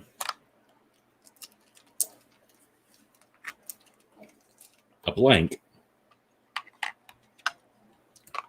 then it won't, there's no, right? You can see right through it. Right. Yeah. You can see. Yeah, I can see right through it. It's safer than one with a magazine. No, and I'm sure. I always like the revolver anyway. I always like the look, especially. I want to make shorts that have to do with cops, and I love period time, like period pieces. Oh, yeah. When it comes to stuff like that, so a more of kind of like a grindhouse feel, kind of like Taxi Driver, where he has Yeah. the 45 and everything. This is another one I did. This is kind of like what I'm going for. This is all black, Oh. and I gave it like a rust. It's It's like looks copper. better. Yeah, It looks it's like, yeah. Statue it of looks Liberty, better green. in person. It looks better in person, but it's supposed to look like a mirror. It's like an old mirror, and I'm trying to figure out something to do with the glass. It's weird. It's hard to show with the reflection and everything. But I'm trying Glass to is figure out hard. something to do with the glass. You know, I thought about getting that. You know, that fake snow they put on windows and stuff. Yeah. Put that on there and then like painting it or whatever, like a different color. But anyway, sorry about that. Went on a tangent. Oh. But I had to clarify that it's fake. See, the magazine is falling out. See, I'm not holding anything, pushing anything. The magazine is falling out because the thing broke. So yes, I have to clarify it's a fake, so YouTube doesn't at you. I grew up in a home with guns where we were taught guns are not toys. Guns are dangerous and need to be treated with respect. I have a thought process that I am stealing from Tori Spelling. That's right. I'm sure she didn't write lines, but she delivered them on TV. You can tell your children 1,000 times, don't get in the pool, and hope they listen. Don't you think you should teach them how to swim in case they don't listen? That makes sense. Makes sense. But yes, I would love to normalize responsible gun ownership. It turns into this, oh, you're pro-gun or anti-gun. That's wrong. That should not be the argument, because the Constitution gives us the right to bear arms. So how about we agree that the people that like guns, people that don't like guns, we just accept it and go, how about responsible gun ownership? We can all agree on that. Right, and that makes sense. It's weird because you live in a different generation. We live in a different generation now where people see guns as a bad thing with all the stuff that goes on with all the school shootings, and they have all the terrorist attacks and everything that people happen. The thing in Vegas was a big deal. And any shooting that happens in a public place is a big issue. Like what happened at the Pulse nightclub in Orlando a couple years ago. And Donald Trump was the only candidate to show up, for the record. Really? Hillary was afraid that showing up might be Islamophobic because the shooter was a Muslim. So she delayed commenting on the subject. But Donald Trump showed up right away. And he said, "These are Americans. I don't care. They're Americans." Hey, Alan. The most beautiful person on YouTube. Don't worry, you are second most beautiful. Oh, speaking of that, I think I've showed this in the video that I did, but Oh, yes. it's beautiful. Love it. Yep, that's gonna be. So we were doing last words. Yeah, sorry. Don't be sorry. Richard Feynman, physicist, author, musician, professor, traveler. In 1988, while he was dying, his last words: "This dying is boring." That's funny. You know what? I forgot his name. Viggo Mortensen. You know what his last words were? Viggo Mortensen's not dead. Yeah, was it Viggo Mortensen? What was Viggo that guy? Mortensen's the actor, Lord of the Rings, and Was it? the Green Book. Who's the guy? Who's the guy Prophecy. that died in Twilight Zone? Oh, Vic Moore? Vic Marth? Vic something. Moore? Vic Moore. Yeah, they are pretty close. Morris. Yeah, sorry. Anyway, you know what his last words were? "Man, those Blairs are good." Dead. Sorry, that was a bit mean, but Man. for those of you who don't know, that He- actor. His last act, though, was using his body to shield those kids. Yeah. I mean, they both died too, but still. He tried. Yeah. And the funny thing, his character was supposed to be like this racist guy, and he's in a village in Vietnam. And where they picked is beautiful, like the location and everything. Look up, I don't know if it's Eli Roth's History of Horror, but it's a Cursed Films. No, Cursed Films on Shudder. They I love have Shudder. a one about the Twilight Zone, and it talks about it and everything. It talks about him and what happened and everything. Yeah, in the context of the movie, his character is supposed to be like this racist, mean guy, and then it goes in like a flashback or something, and he's supposed to save these two Vietnamese kids. He's going through a river, and then behind the scenes, the helicopter that was over the scene, it went down and ended up killing the three actors. John Landis went through a lot of legal trouble because those kids were legally not supposed to be shooting on that particular day. So went through a lot of legal trouble. Was convicted of murder, like 3 counts of murder, wasn't he? Manslaughter, but yeah. Manslaughter, yeah. I don't say it's the same difference, but it was a big charge, but he did not get charged for it. But reparations have been made to the family, and I'm sure Vic, his family, have gotten some sort of something for that. And that's why they have laws in Hollywood to protect kids, kid actors, and everything. Yes. But which should have been in place when Brooke Shields was 12 years old and showing her niblets. Ooh, who's Brooke Shields? Brooke Shields, she's you probably know her from the TV show The Americans. No. She was like one of the biggest stars in the 80s, Blue Lagoon. I don't know The Americans. Anyways, newer stuff? The Americans is new. Oh, well, no. Well, anyways, she was like 12 years old, did a movie in the 70s called Pretty Baby with Susan Sarandon. 12 years old, totally naked, sex scenes and all. Awful. Awful stuff. Yeah, that's almost as bad as Alyssa Milano getting really close to Robert De Niro's down there region, and it's uncomfortable, even though she doesn't do anything. Yep. Still. But she was the age she plays in the movie, I think. James W. Rogers was a murderer, and he was sentenced to death, put in front of a firing squad in Utah. They said, "Do you have any last requests?" Bring me a bulletproof vest.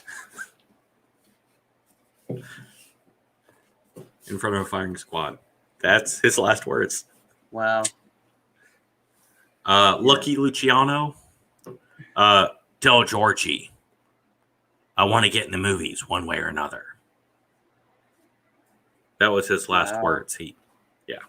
Can't believe, but look at that. He's one of those people that made such an impact on the culture and the life of a mobster and how mobsters should be. People like him, Al Capone, Whitey Bulger, people like Al Pacino. Well, Al Pacino. He's played several gangsters in his lifetime. Yep. You would almost think he is a gangster, or like he was. Look up a guy, Michael Francis. Yes. He's great watching his stuff, like his videos and everything.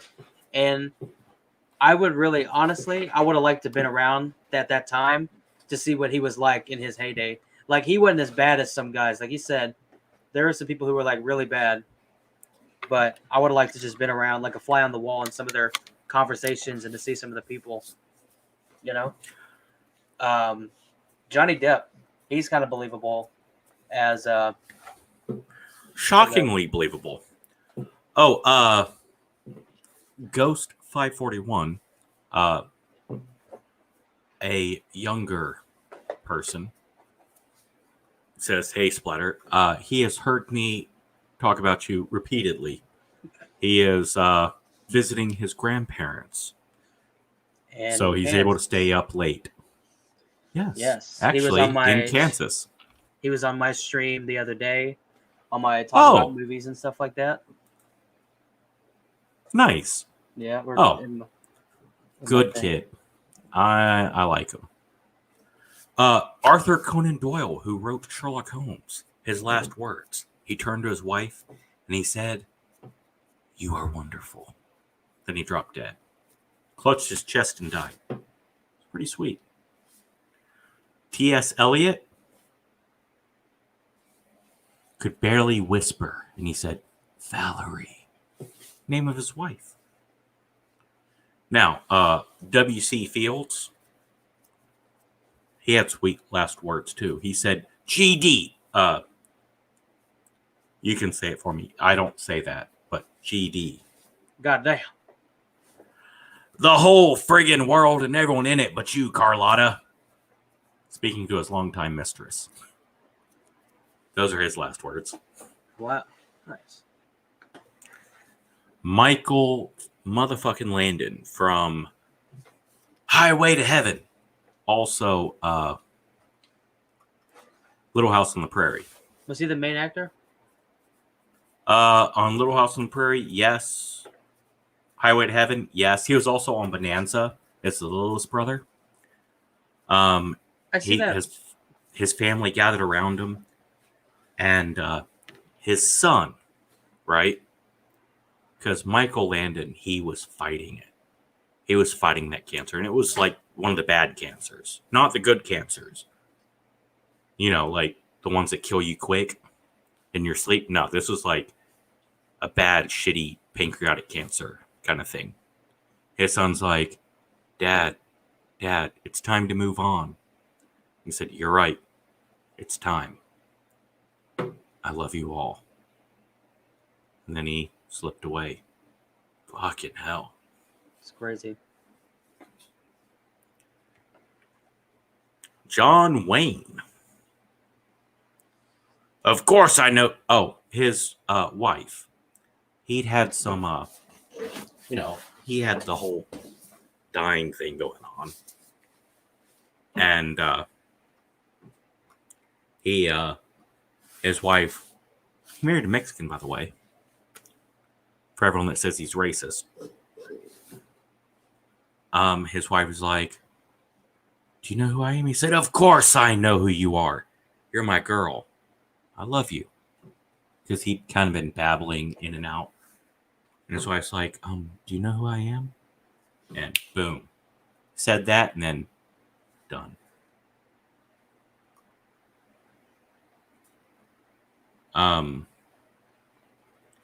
Do. The lesson is that when the government goes against their civilians, we'll have to pay for what they did. The lesson from V for Vendetta.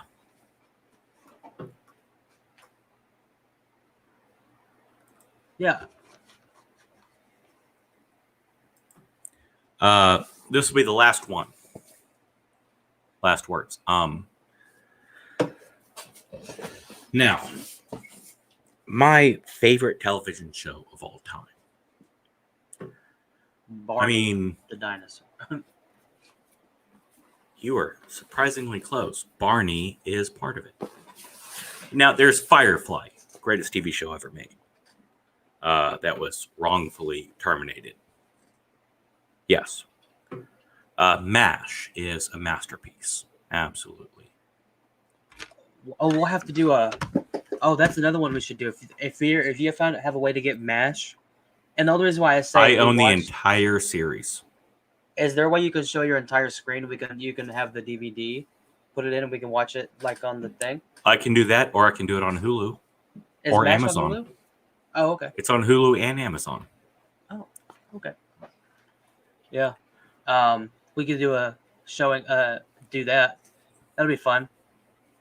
Because I've only seen a couple episodes of MASH. Like I haven't seen the full series. There's two ways to watch MASH: with the laugh track, and it's funny as hell, or you turn the laugh track off, and it's super depressing and sad. Accurate. They're both great, but no. Barney Miller. Not only the greatest theme song of any TV show ever, it's absolutely one of my favorite. Jack Sue, who played a Japanese American police officer, he always bitched about how bad the coffee was. He developed cancer of the esophagus, and it was working pretty quickly. But they're going to do surgery, and maybe this will save him, but it probably won't. Well, the cast showed up. A lot of the cast showed up to be there with him before he went into surgery. And his co-star, the one who played Captain Barney Miller, actor named Hal Linden, Jack Sue looked at him and said, "It must have been the coffee." And he died in the surgery. Oh man. When they did a episode to honor him, at the end, they all raised a cup of coffee in his honor. Sad. That is, I can't think of any better fucking last words you could have, though. It makes you laugh. It makes you cry. It's funny, but sweet. Stay golden, pony boy. That's one of my favorite last words from somebody. That's really sad. Honestly, I wish he didn't die, and we would have got like a spin-off of that movie. Like a movie where they're like older or whatever. Imagine that cast back together for a movie, but they're like older. That sounds like a really bad idea. But the author that wrote that was credited as S.E. Hinton because it's a great novel. It's a woman. She wrote it, yeah. Yes, now they say that. At the time, she wrote it as S.E. Hinton because no one would have accepted a young adult novel about boys becoming men if it was written by a chick. Females, they write Judy Bloom. And it's real. It's like, I think that's how people... Well, the book takes place in the 50s, and so does the movie. That's how people... that's how I think a lot of people are familiar with it, is from the movies. I read the book in school. We read the book, I think it was about 8th grade is when we read the book. Very good book. Short. Talks about these kids growing up in the 50s. It's about these higher class kids, rich kids, they got all the nice cars and they're on the football team, and she said the socias. In the movie, they say socias. Yeah. but that never sounded right. Now, see, I'd read the book a million times before I ever saw the movie, before I even knew it was a movie. Right. That's what our So teacher I said. always called them socks. Mhm. I think Right? social means like the social, Yeah, social class, the I society. get it, and I get it, and I agree with it. It just doesn't sound right because I read it as socks. For years, it was socks, socks, social club, socks. And then they're like, socias. Like, I get it, but it doesn't sound as good as socks. Right. I get that. Imagine like that same cast, right? Minus Ralph Macchio. Rest in Oh, peace. Ralph Macchio's not dead. I know, but he's dead in the movie. And Patrick Swayze's shit. I forgot about that. Patrick Swayze's passed away, unfortunately. Right. I Um, mean, just when you said Ralph Macchio, I was like, he's not dead. I didn't miss it. no, he Yeah. but he's dead in the movie. And Patrick Swayze has passed away. But imagine Tom Cruise, Emilio Yeah, but Patrick Estevez. Swayze has a brother who, you know, in a pinch could work. You think to play an older version of himself? Yeah. Does he look like him? He looks like a skinny redneck version of him. Yeah. And then you got C. Thomas Howell, and you have Rob Lowe. Rob Rob Lowe. That Lowe. motherfucker just, he's not a real human. He is too fucking good looking.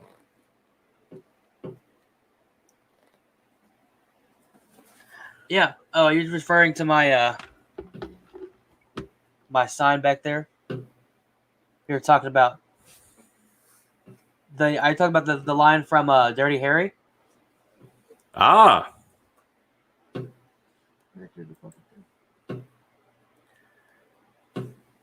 good one liner before killing a movie.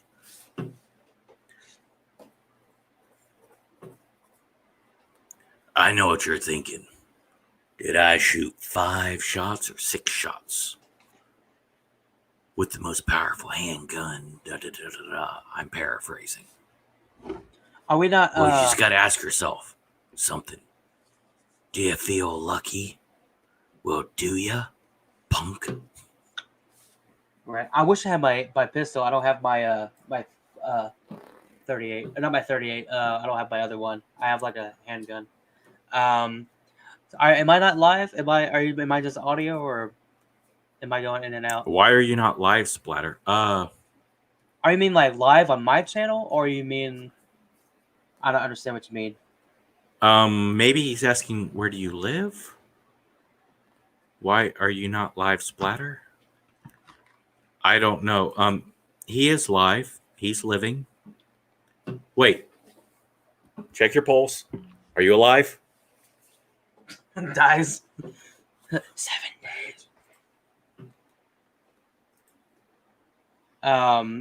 But yeah, no. My mom got me that sign for Christmas. She thought it was cool, and I got this at Hobby Lobby. That's where I got that one. I fucking love that. Oh. Well, Ghost, he can't be live on his channel because he is currently on my channel. If he was to get live on his channel, he would have to leave this conversation and then go live on his channel. Yeah, now, I could go live on his channel with him, but then I would have to cancel it on mine. Right. I'll kick you. Wait, Doc, I'll kick you when I see you again. Not in your bad leg. Well, this is where I say, which of my 3 legs is bad? But I wouldn't say that because you are too young for that reference. And by the way, I had your dogs, Clyde and Tank, over the weekend. They are loud and smelly. but very sweet. And I bought them a new bed, by the way. Have you met? He said he's met you in real life. Have y'all? Was he at your? He is my neighbor. Really, really. Yes. Now, I do want to get to this topic, if possible. I do think you will enjoy it. Are you a dog person? And I didn't plan this, but it really does come full circle. I had Ghost's dogs over the weekend.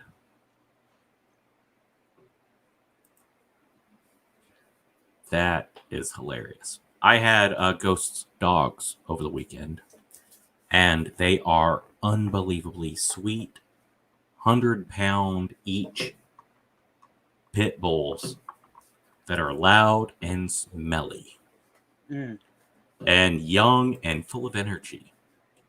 In fact, they are so loud that I did not hear the pizza delivery when they got there. And they have my old number. So Pizza Hut called my mom's house. Like, hey, we're outside the door. Ah, Tank and Bonnie. Tank and Bonnie. I thought I had Tank and Clyde. My mistake. So, yeah. He's still somebody else's. You have somebody else's dog now. I just got the names wrong. But yeah. And unbelievably sweet. I am not a dog person. I don't like dogs. Now, I know why people have dogs. My parents have a dog, and I will treat that dog with all the love and kindness I can. Ghost, his dogs are absolutely, I will give them nothing but love and kindness. I don't want a dog because I hate shitty dog owners. Hate them. I know someone that goes and gets a dog and they tie it to a fucking tree and ignore it. No, dogs need affection. They need exercise. They need someone to put them on a somewhat healthy diet because they will eat whatever. You can't just give them fucking shitty food all the time. No, you got to give them, you got to take care of your fucking dogs and they will take care of you. Just sounds like a lot of energy. I got my turtles, I got my bird. That's all I need. I am not an animal person. I don't like the loudness of dogs, like dogs bark and everything. It's hard for me to handle. So that I'm really not an animal person in general. I wouldn't like see an animal and be like, oh, kick it or anything like that. But like, I'm just not like, I don't want to own an animal. Right. Now, in the event that, all right, I love George. I do. But I wasn't trying to get George. I wasn't trying to get me a turtle. I came across George and he's deformed. I've told you a million times. And because of his deformation, people aren't going to want him. And the ones that do get him aren't going to take proper care of him. Because of his deformity, he needs a little extra love when it comes to food. He needs a little cleaning. That's all. So I got him. Fine. Love him. He's great. He's right here making noise. And then Joey. She was at a flea market. I was going to fucking look for fucking wallets. And I come across this guy has got this fucking turtle. Hatchling. Way too young to be sold. stuck in a cold ass tank, no light, no heat. I put my hand down and she fucking runs into my hand. And every time I try to set her down, she wraps her fucking legs around me. She was cold. So I pull her up and I'm warming her up. And it's like, fuck. How much? I don't want her, but how much? Fine. And she's right there. She was that big. She's going to grow to over 200 pounds. Yeah. That's what the doctor said when Doc was born too. It's like he's this big, but he'll be a big old boy. Yeah. But they thought I had 3 legs. They were going to amputate that one. Then go, oh wait, nope, he's just hung like a martyr. Hung like a martyr. What does hung like a martyr mean? Well, Jesus was a martyr. Which means I'm hung like Jesus. Like this. Sorry. Using Jesus for a penis joke is inappropriate, but hilarious. That's why he's got to wear that loincloth in the pictures. Do you think Jesus was covered down there when they were crucifying him originally? Yes. You think he was covered? Yes. Okay. Not with a loincloth. No, I think he was covered. Mostly with thorns and briars and awful, awful things that were not enjoyable. I mean, you think they just gave him a crown of thorns? You don't think they shoved thorns elsewhere? Anyways, on the subject of dogs, which was appropriate and perfect before he got onto Jesus and penis. So back to dogs. I would like to read this because it is an important subject that I did tag, and I don't want to go back and fix the hashtags. Plus, I want to fucking do some positive stuff here. Now, a good amount of this comes from Simon Worrell, right? Simon Worrell is a journalist who writes articles. I'm not sure what about your face was unbelievable. Also, can you type comments on a StreamYard? I can't. You have to. Okay, can I make it so that you can? I'm not sure. I'm not sure.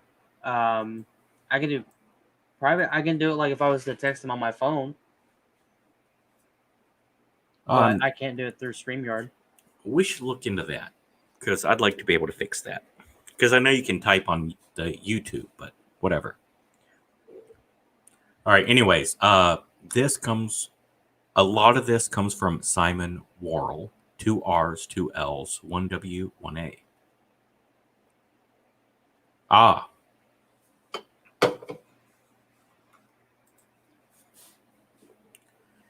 Now, I wrote a thesis once on humanity and why certain groups spread to certain places. Why outside factors such as weather and food influenced which tribes, which groups located or moved and went towards other places. It's a fascinating subject. And I have long proposed that dogs, much like weather, much like food, also big titties. have been factors in many, many wars and many, many victories. So I came across Simon Worrell's article, paraphrased more than I probably should have. So I'm going to give him a shout out in his name.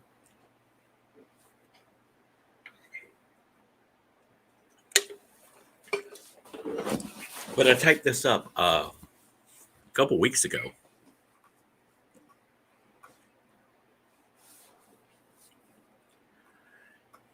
In popular culture, they're often portrayed like members of a heavy metal band, fur-clad, shaggy-haired, but in most ways, they're like you and me.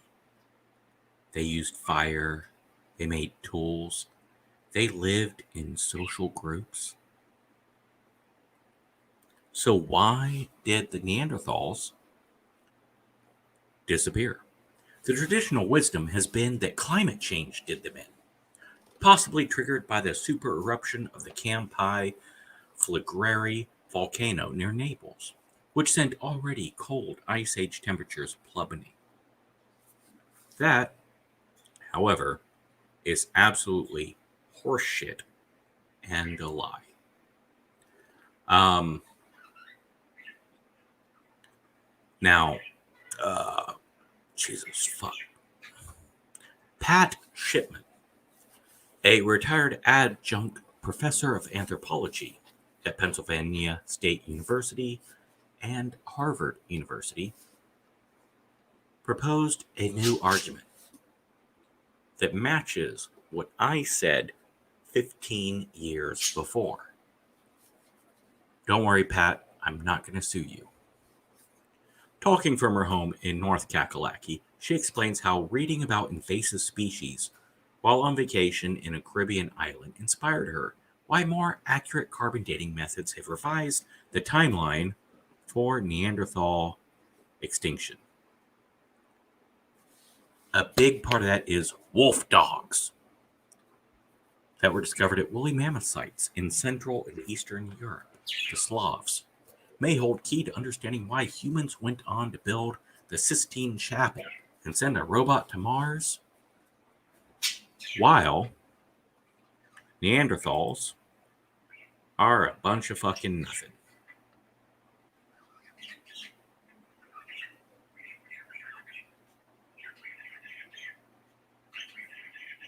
Can you see? You can see it on the screen. I see shout outs. What's it doing? Do I gotta hit play? Oh, nothing. I was seeing. Sorry, I'm over here. Oh, There that we was go. a share I'm screen. over here. Yeah, and it was showing a video file. I don't know if I can Nice. play a video file from here and it will play the audio. Make sure you click that audio, share audio in the bottom left. Hold on, let me do one. I was gonna add some a preview thing before, like those old film reel countdowns. Yeah. I was gonna add that to my before I start my stream, or something. Is my super fascinating talk a little bit on the boring side? No, it's fine. Hold on, there we go. No, it's just like I don't know. I'm trying to figure out this whole thing. And stuff. I was trying to figure it out the other night. Like I did a test thing. A test screen. So you can see if I put something up, right? Yes. But I have to play the video.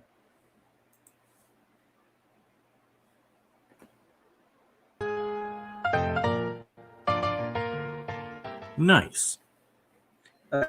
Be in like a Sweet. So it's gonna be in like a 70.2. It would be really bad quality. Can you record? Can you do your streams in 1080p, or are you only the 20 I something think mine dollars a are in month? 1080p. Oh, I don't know what mine are. I don't know. I got the whatever package. I should look into that. Do you have the middle package or do you have the premium? No clue. No clue. I haven't found anything that I can't do yet. So I think I have the right package so far. I want to get me a green screen or some green covering or whatever. Yeah. And do like a green screen thing. But so anyway, sorry, go ahead. My wife sometimes calls me a Neanderthal.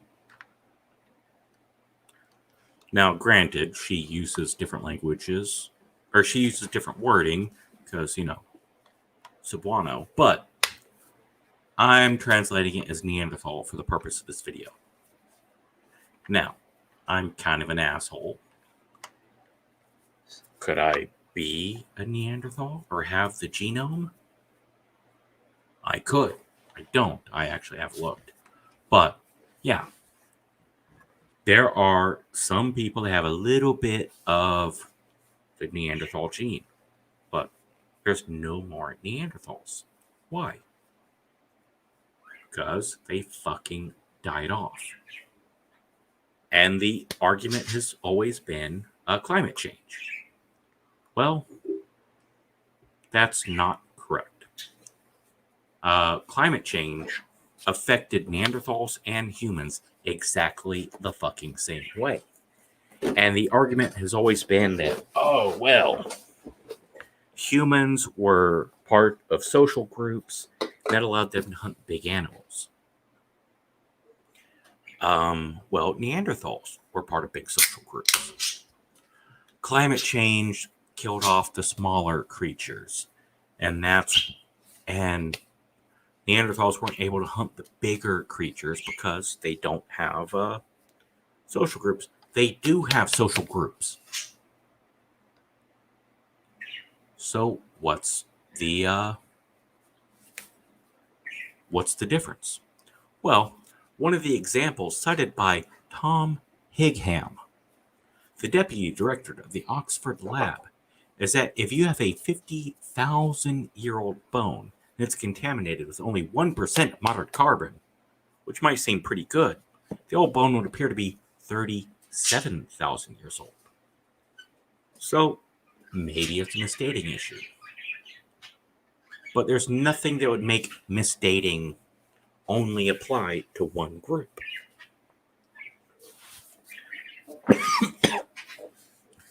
What did they find at the sites of woolly mammoths? Well, they found wolf dogs. Now, the argument has always been humans had social groups. That's why we could kill woolly mammoths and Neanderthal left starving to death because all the little animals died. They had social groups. Wolf dogs.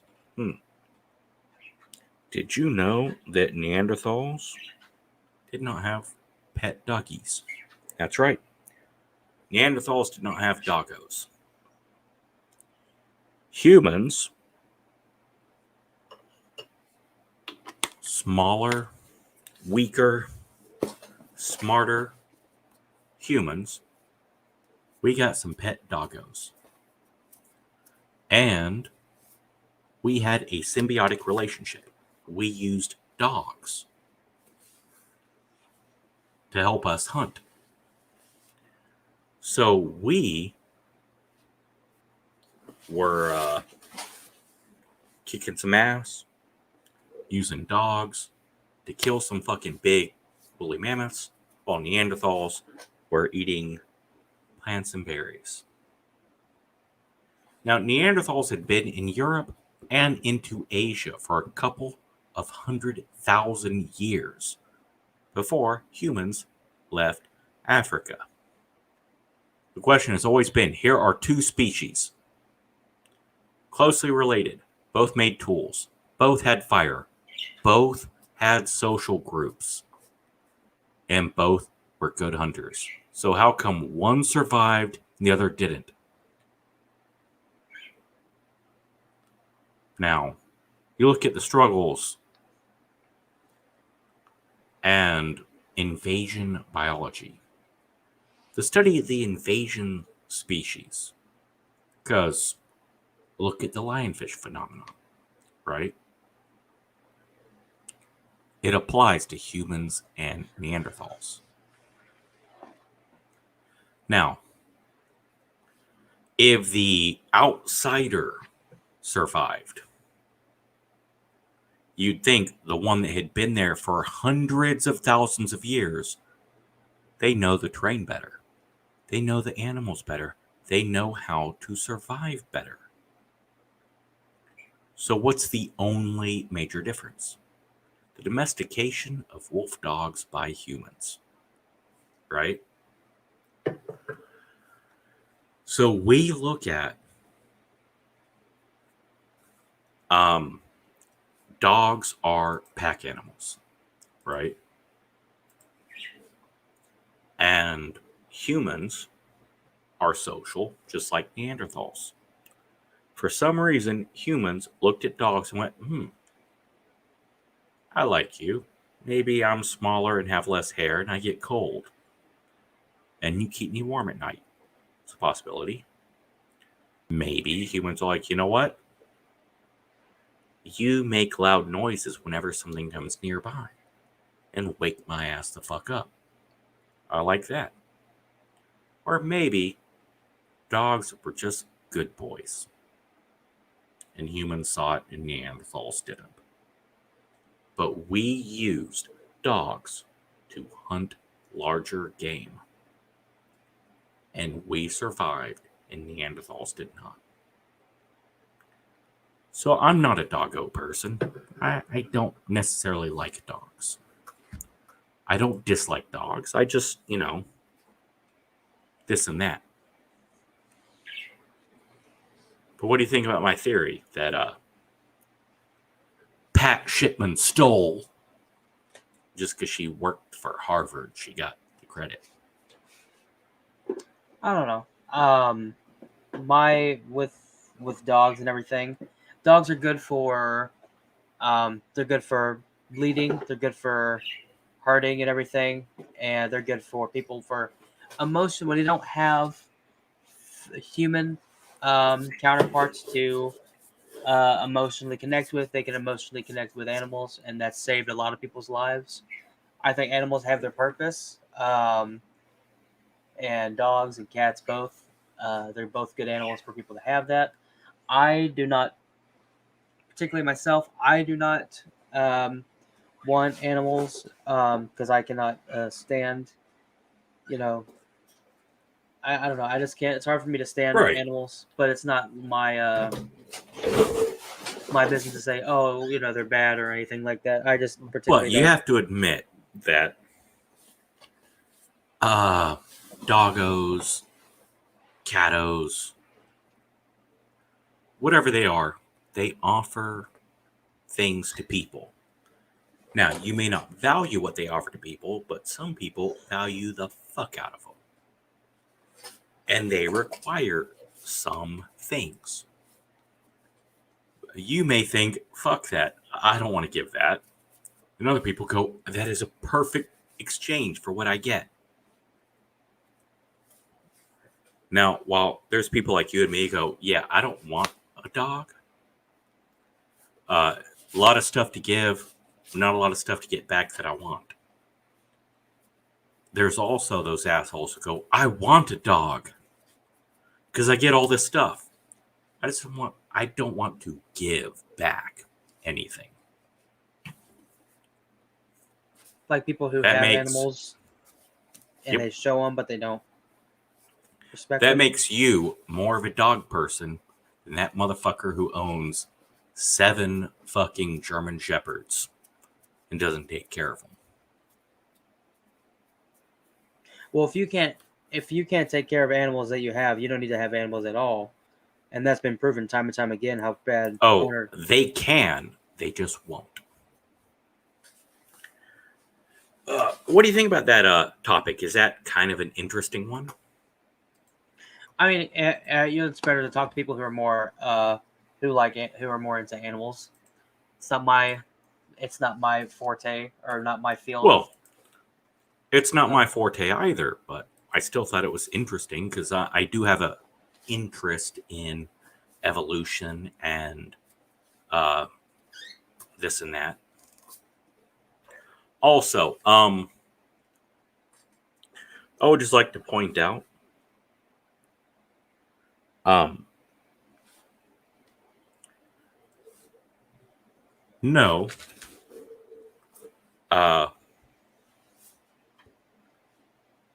Filipinos are awesome, and anyone that wants to say awful, awful things, you're just bad and wrong. For the record, sorry, stupid text messaging. People saying bad things about Filipinos. No, my Filipinos just a little bit self-conscious today. So I want to give a little love to the Cebuano, Visanya.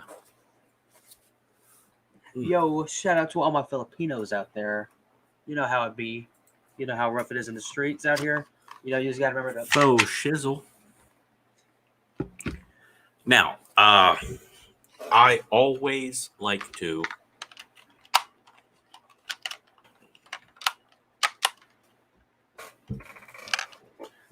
throw a few things out there on all my ramble podcasts. And after this, I'll bounce to a offline stream or a different topic. But the two things I like to do is good news stuff. I like good news.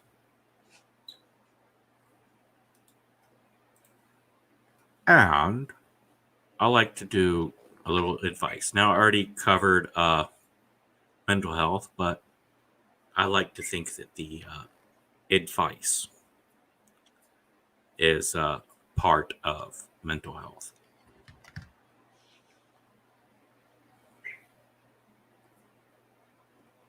So,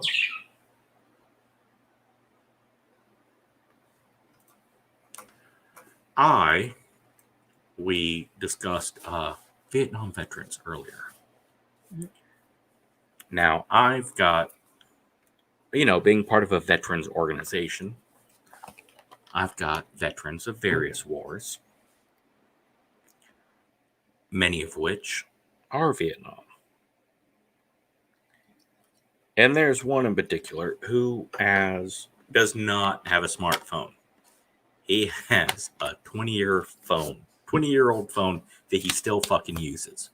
And he won't text. Now, many people may have tried to call me in the past, and I just don't fucking answer. I'm a text person. It's easier. Someone has accused me of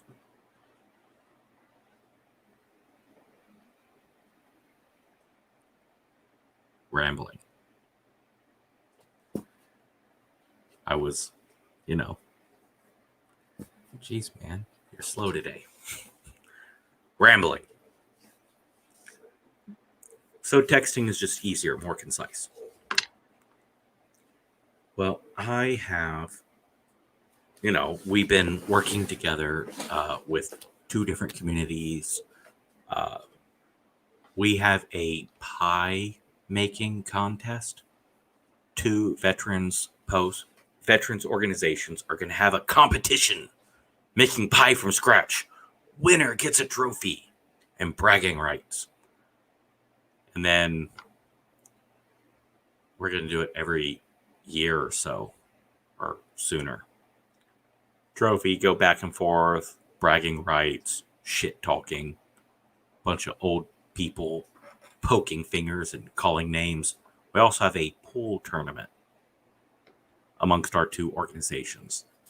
Winner gets to say mean things to the loser and stuff, trophy and whatnot.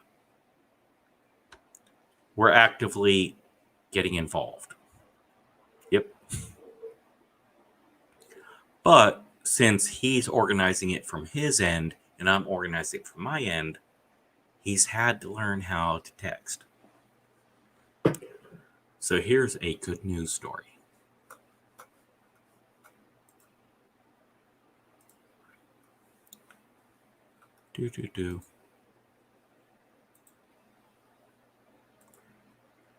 Seniors are now texting their grandchildren. And you know what? 1 out of 3 like it. Silver lining.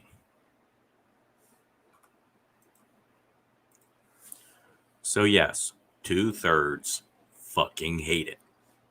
But 1 out of 3 do like it.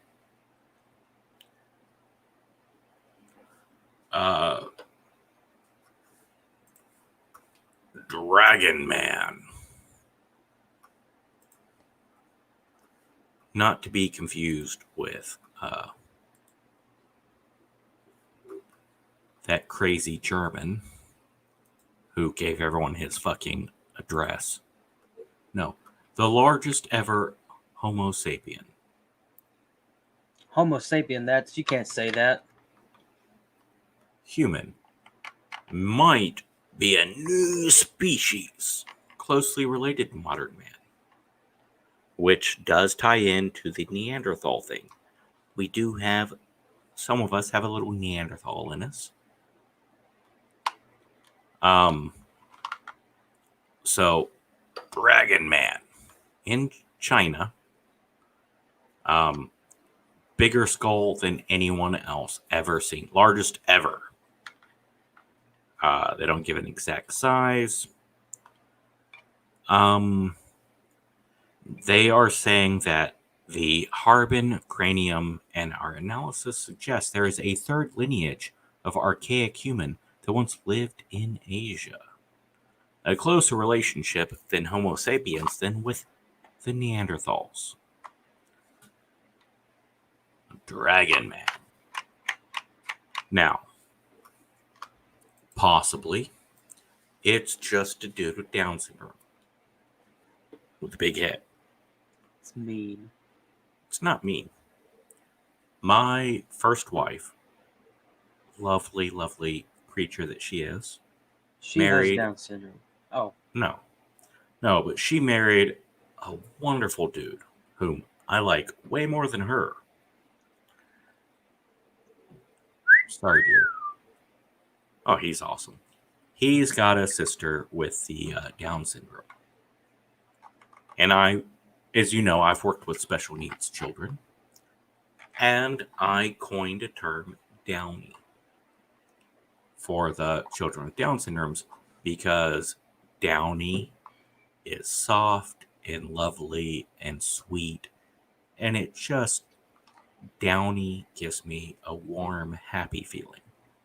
And I absolutely love the special needs children with Down syndromes that I worked with.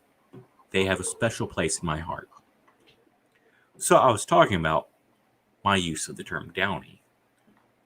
And she was like, my sister-in-law has Down syndrome. Okay. Is she warm? Is she sweet? Is she soft? Does she give you a feeling of joy? Yeah. Boom. Then I'm right. Downy. Well, did they have a big problem with you saying it, even though you weren't meaning it to be mean? Well, no, they correctly asked me and questioned me, why are you saying that? Oh, this is why. Oh, we should be careful. That might offend people. Well, then they should ask. Right. What's different? Because your Downy kid, is that apply? Sweet, soft, lovely, warm feeling? Yeah. Boom. Offended? No. Because you asked. Well, Next. that's better than saying, "Oh, you're a mentally challenged kid." The other word's better than saying that because I don't know. Saying that just to be saying the full thing just seems like it's negative. I remember, because I'm old, I'm like 70, but I look 90. Or wait, I'm 50 and look 70. Wait, I'm 40 and look 60. Whatever. I'm old. 80 and look, it's 79. I remember when you were supposed to say homo. Homo. Homo is short for homosexual. It is clinical. It is factual. It is correct. Nothing wrong with that. Yeah, no homo, man. Apparently, people were like, oh, homo, homo, homo for a long time. And it turned into a negative thing. So they came with this new thing. They're like, oh, gay. Call him gay now. Gay is what you call him. Oh, okay. Homo, bad, gay, good. Gotcha. Now, by the time, I'm finishing school and I got little ones, it's like, gay. Oh, don't say that. That's offensive. Wait, I thought homo was offensive. Homo is offensive too. Okay, homo is offensive, gays. So, what is it now? Homosexual. Homosexual? That's homo. No. And then it turned into It is homo. LGB. I mean, technically, it is Right. homo. Then it turned into LGB. All right, fine. LGB. It's LGBT. If you leave off the T, then you're evil.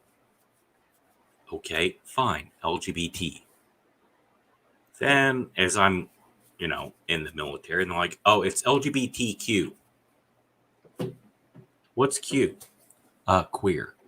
Whoa, whoa. No, no, no. I remember queer. No, you're not supposed to say queer. That was shit. That was offensive back when homo was okay. Queer's never been okay. No, it's Right. LGBTQ. Okay. It's LGBTQIA 7.62 millimeter. Like, Jesus fucking Yeah. dude. Homo, bi, hetero. I Well, think now- that covers it. Well, I mean, there is a whole bunch of other shit that people have made up. Yes, and everything. but they are generally covered with. Okay, wait. Let me correct that.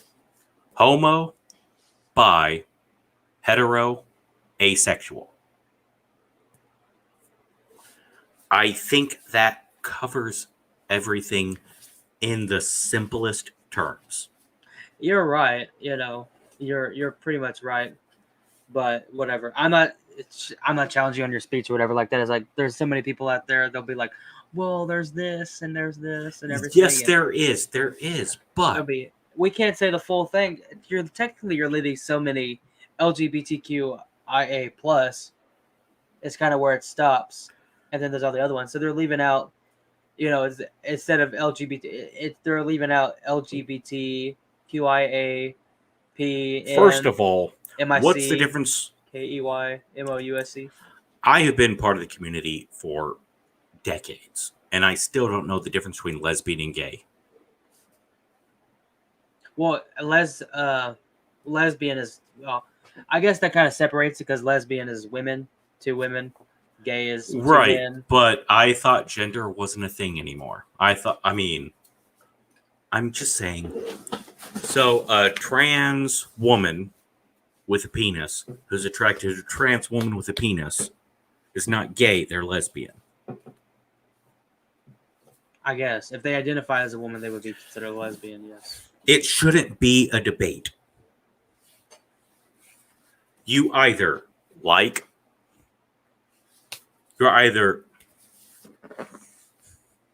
how about this?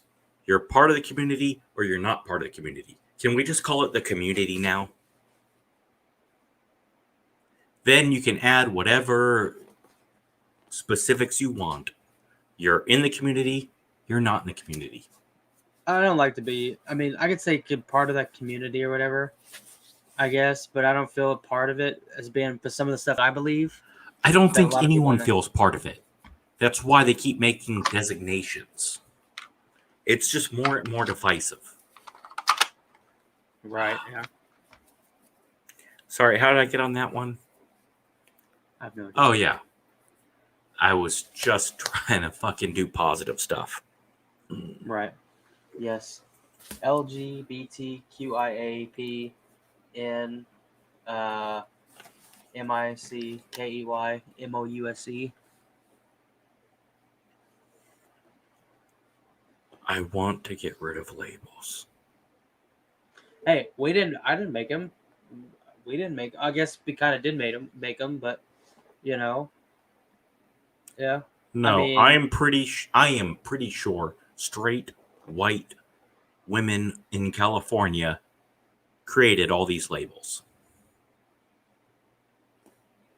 heck, even RuPaul, probably the most gayest gay you can probably get. When Hates you're trans people. canceling RuPaul for being transphobic, look in the mirror. Look in the mirror. By the way, how do you like this hat? This new hat? I just got it today. I can't read it. I'm blind in one Oh. eye, and I like it. Right, but that's not the. I mean, It patches sticks on. change. I can put whatever patch I want. That's kind of cool. Where do you get hats like those? Amazon. People keep sending them to me. Thank you, everyone. I've gotten like 4 hats in the last 2 weeks, but it's a camouflage hat. But it's look at that. It's dark. It's like black camouflage, like nighttime camouflage. I want to open a PO box or something. Do you have people send them to your house, or do you have them send to a PO box? No, they just get on the Amazon thing and click on it, and it sends it to an address that they don't know, which isn't my address anyways. And then I have to go contact the people whose address it is and have it sent to a place where I can get it. But you know the people who they're sending this stuff to? Yes. This guy get random package? Like, who's this Doc J asshole who keeps sending people keep No, sending? it goes to an officer of the law. Are you afraid somebody's gonna send you bad stuff? No, I just don't. I don't want to lock myself into a set location. I mean, hell, since you and I have been communicating, I have lived in 6 different places, 3 different states. It's crazy. Yeah. Now I've stayed in one place, but like I said, I don't know how long I'm gonna be staying here, so that's why I've been. That's why I'm kind of leery on if I want to open one up or not. I have That's one why I have one I could probably use, and then that would give me a reason to come back. if you make an Amazon account and they don't see your mailing address, if you click on my YouTube page and click on my Amazon wish list, if you can find my name or address, let me know. Because I keep getting shit in the mail that I'm not expecting, but yeah.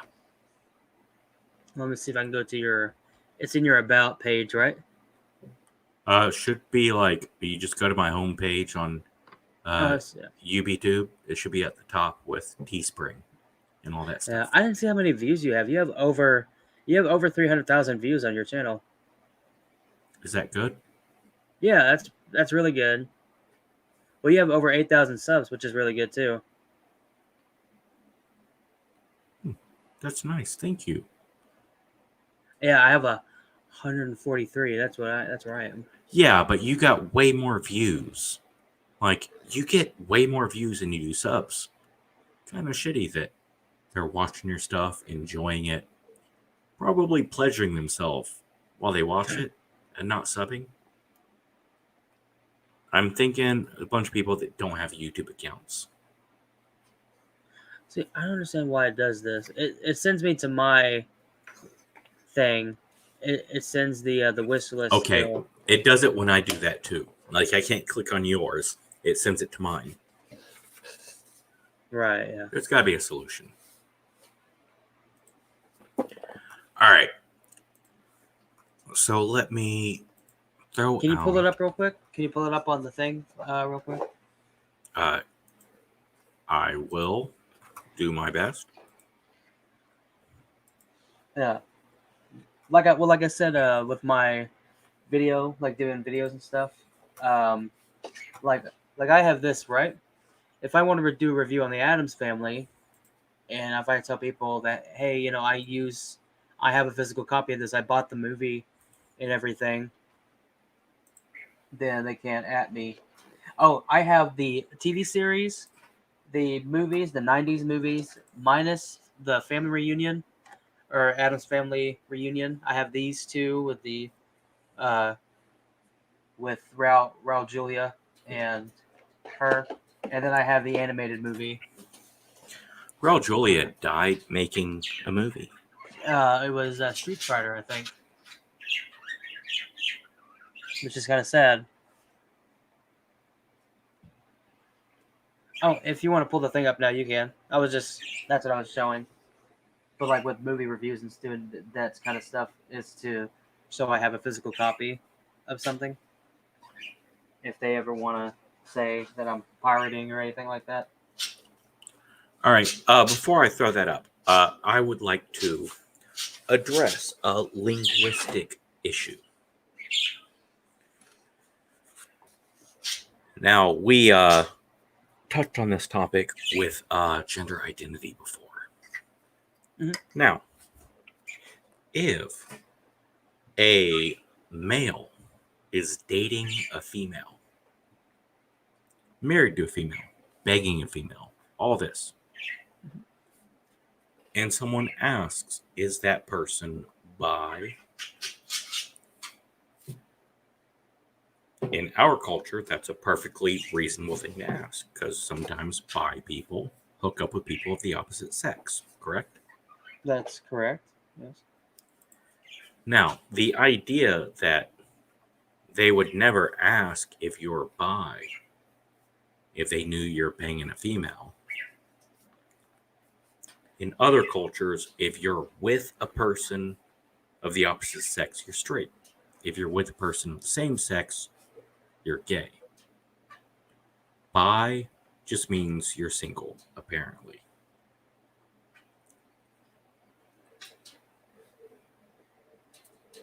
So now you know, and knowing is half the battle.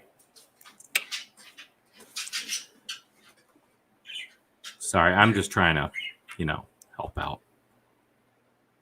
No, it's fine. It's fine. What do you got there? What do you got? Any good stuff?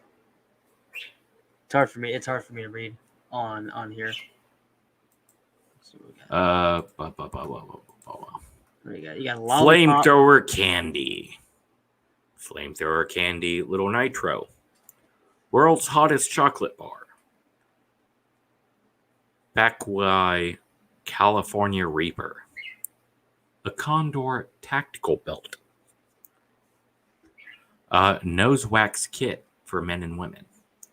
UV glow blacklight face and body paint. What are you planning on doing with that? I don't know. If someone buys it and it's not X-rated, NC-17, sure, then yeah, you buy it as a gift, put in the notes what you want me to do with it. Do or drink. Party card game. No clue what it is. Buzzed. Hilarious party game. Buzzed. Hilarious party game that will get you and your friends hydrated. Expansion Pack 1. These cards will get you drunk.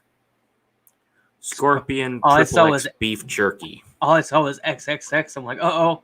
We gotta go back up. Jurassic Jerky's Creeping Reaper. New microphone. That's the end of the list. Hold on, let me see if I can share mine. I had to go full screen because it's hard for me to. Yeah. It's hard for me to read. I don't read too good. I'm sorry. All right, there we go. Hold on, let me share my screen. Is my Forrest Gump impression that bad? I don't think so.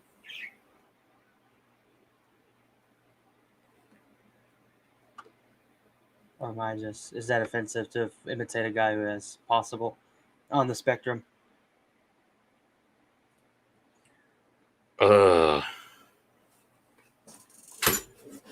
Let me say something horribly offensive to people. When I was growing up, we had quirks. That's right. We had quirks. Quarks? They I don't think don't you can say read, that. you know, quirks, quirky. They don't read very well. They need a little extra help with reading. It's one of their quirks. You know what? They don't like being touched.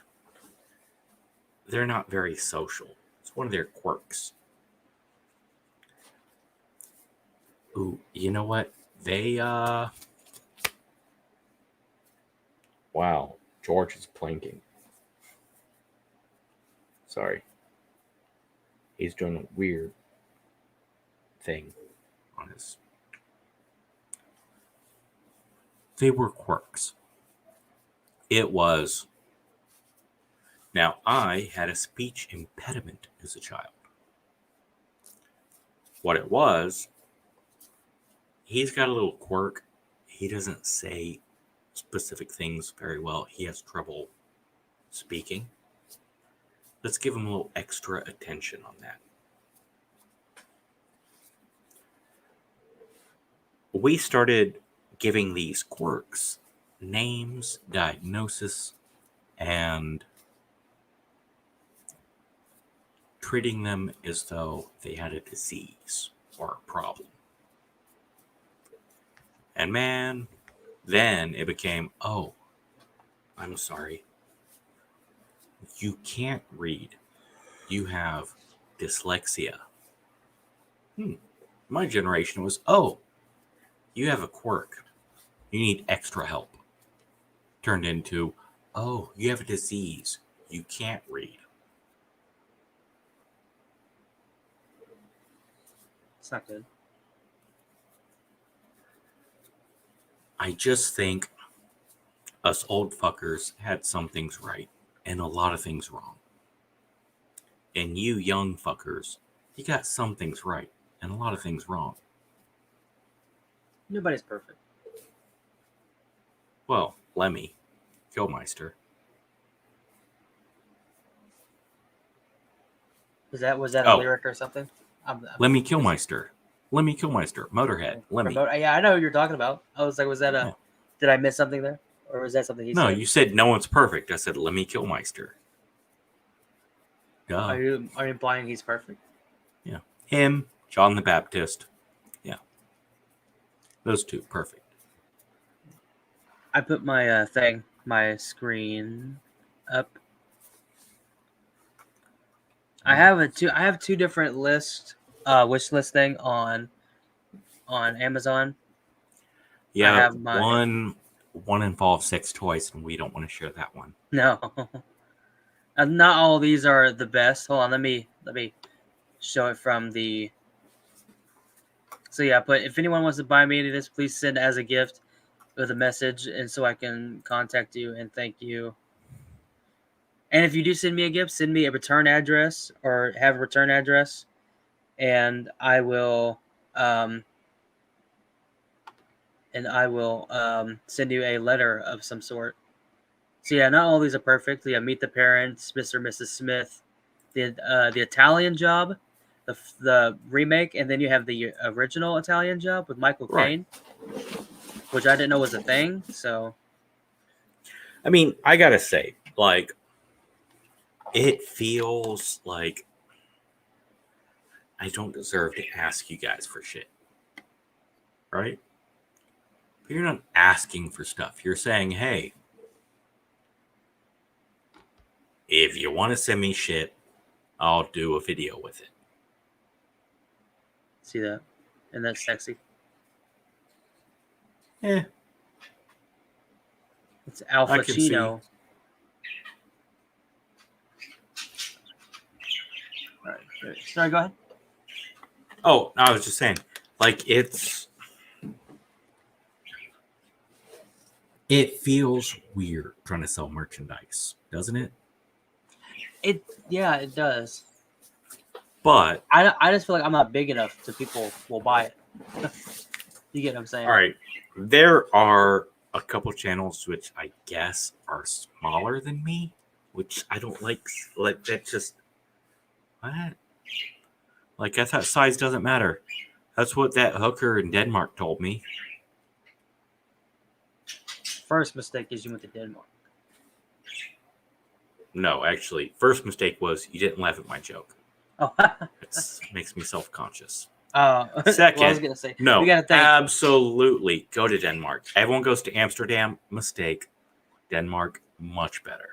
We gotta think. That's in Europe, so they're dealing with Yes. some fucking meat logs over there. Let me tell you. What fucking Europe did you go to? Well, I mean, if you go to like Greenland, like some big fuckers, they got some big boys out there hacking. Let me tell you. I'm talking like Viking blood. You know, if you have like Viking blood, the big guys. I think you're thinking of Iceland. Iceland is a great, whatever. You know, one of the lands. Doesn't matter. Sorry. Yes. Sorry. I just fucked up your joke. See, I don't know geometry. Don't question me. I know. It's not your fault. You're not good at geometry, and I am very skilled at geographical. Did you get what I said? I didn't say geography. I said geometry. Yes, that's why I said geographical. Right. I got it wrong. You're not too. good at geometry. Yes. But yes, I was good at I was not good at English, but I was good at chemistry, so I did really well in that class. you know, I thought I was really good at geography. And I fucking go to school. Oh, Alan B. Alan B has more than a couple Europeans constantly hitting her up. Some of them send the dicka picka. What? Dicka picka. Pika Pika. Yes. They send pictures of their penises trying to woo her. Oh. Well, Because most people who I've sent that to, they usually put a restraining order out against me. well, first of all, the mistake is these Europeans think that a big penis will woo her. If she wanted a big penis, she wouldn't be with me. Wait, it doesn't come out sounding good. That was good. Thank you. Oh, I wanted to share. I wanted to test something else. So I keep testing shit on in your stream, but hopefully I can do it on mine, or maybe I can't with my subscription Well, that I have. On my stream, you are the guest. On your stream, you're the host. So the shit you do here is different than the shit you do there. Right. Also, we need to figure out how we can type in the comment section on StreamYard. I guess the only way you would be able to do it. I want to see if they're able to share the audio. So let me play it. Let me get the let's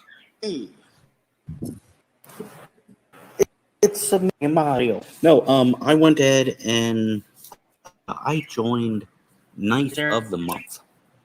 So every month I get 2 knives sent to me. Now they are all right. That's what I wanted to check. Sorry, I had to stop it again. But that's what I wanted to check when we go back. If we go on my channel, I want to see if I can try to do that. Maybe it's just on Chrome because I'm using Chrome, Google Chrome right now. I use Opera. I know that Opera has fewer app options, but I don't use apps.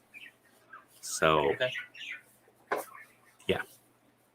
We'll have to try it on if that my, makes any difference. But no, the reason why I was saying to try it on my deal, if we can we'll do a private thing. We don't have to do it like live or whatever. But if we can do a private thing after this, then would that be good? Just to see if we can, because I wanted to do a trailer reaction like how you did with that movie.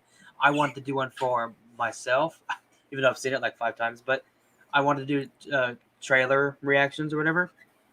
And dude, we could do trailer reactions together. I thought about doing that, but I wanted to see what you would do. I wanted to see what your thing was. I mean, for that specific one, but yeah, anytime. Yeah. Like, I'm trying to think of some new ones that's coming out. Oh, I saw the Suicide Squad trailer. It was okay. Yeah. Yeah. All right, so we're gonna wrap this live stream up because we just hit 3-hour mark. But I would like to end on one. I want to do some advice, mental health stuff. One last thing, and then we're gonna do the you brag about what you got going on. But first, mental health.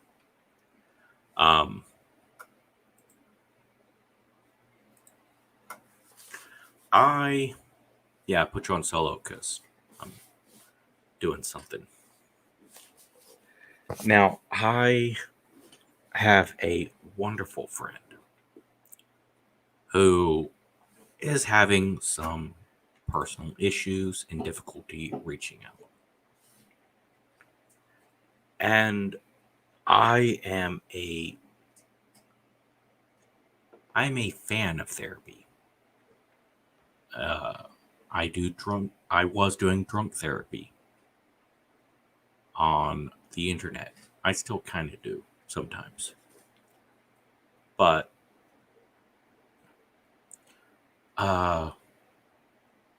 if I can put you on the spot, do you have any experience with therapy or thoughts on therapy, fears of therapy, or desires that you would want if you were to approach therapy? I know that's a lot of. It's a lot to talk about. I have tried to do therapy in the past. I've had some trouble with school and everything. Just trying to figure out what I want to do. Everybody has an idea of what they think I should do. I have a lot of personal issues that I can't really talk about with my family, or at least not in a comfortable position where I feel able to talk about certain things. And so friends, having a core, or maybe even a one friend who is good to talk to about personal stuff is a little bit of therapeutic in a sense, or having conversations about just thoughts and ambitions and stuff like that. People who will sit and listen to you and So try to understand. Having friends that you can reach out to that can understand is helpful, right? Yeah.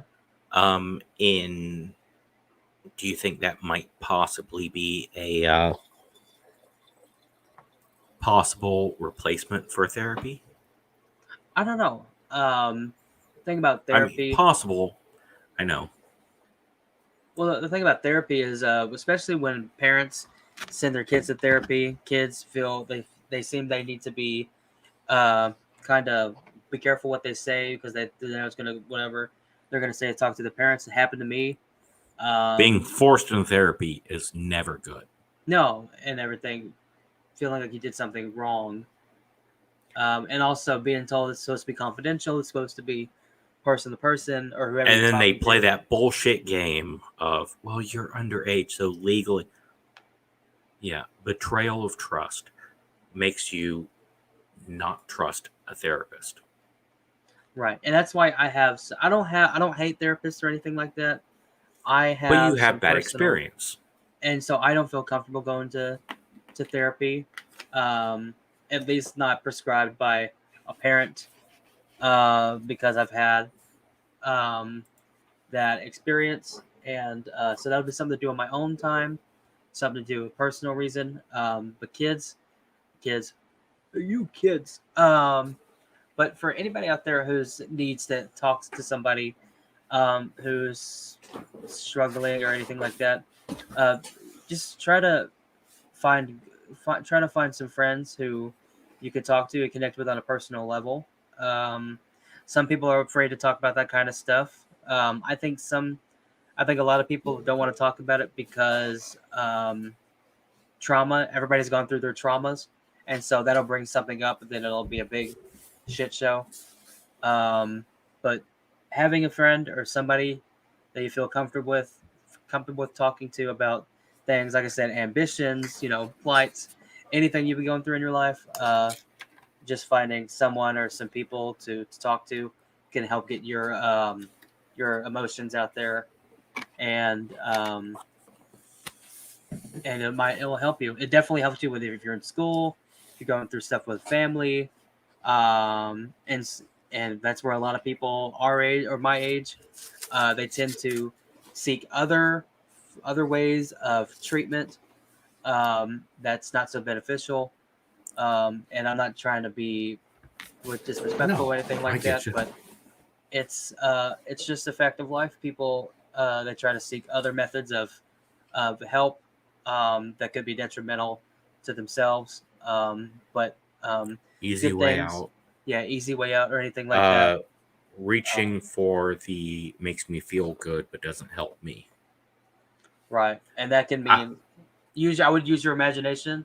We've talked about it on here, but I think when you get people who you don't understand what I'm talking about, just use your imagination of what I'm trying to say. To people, people will try to seek a permanent option that is, I would say, selfish, but it is not the only option.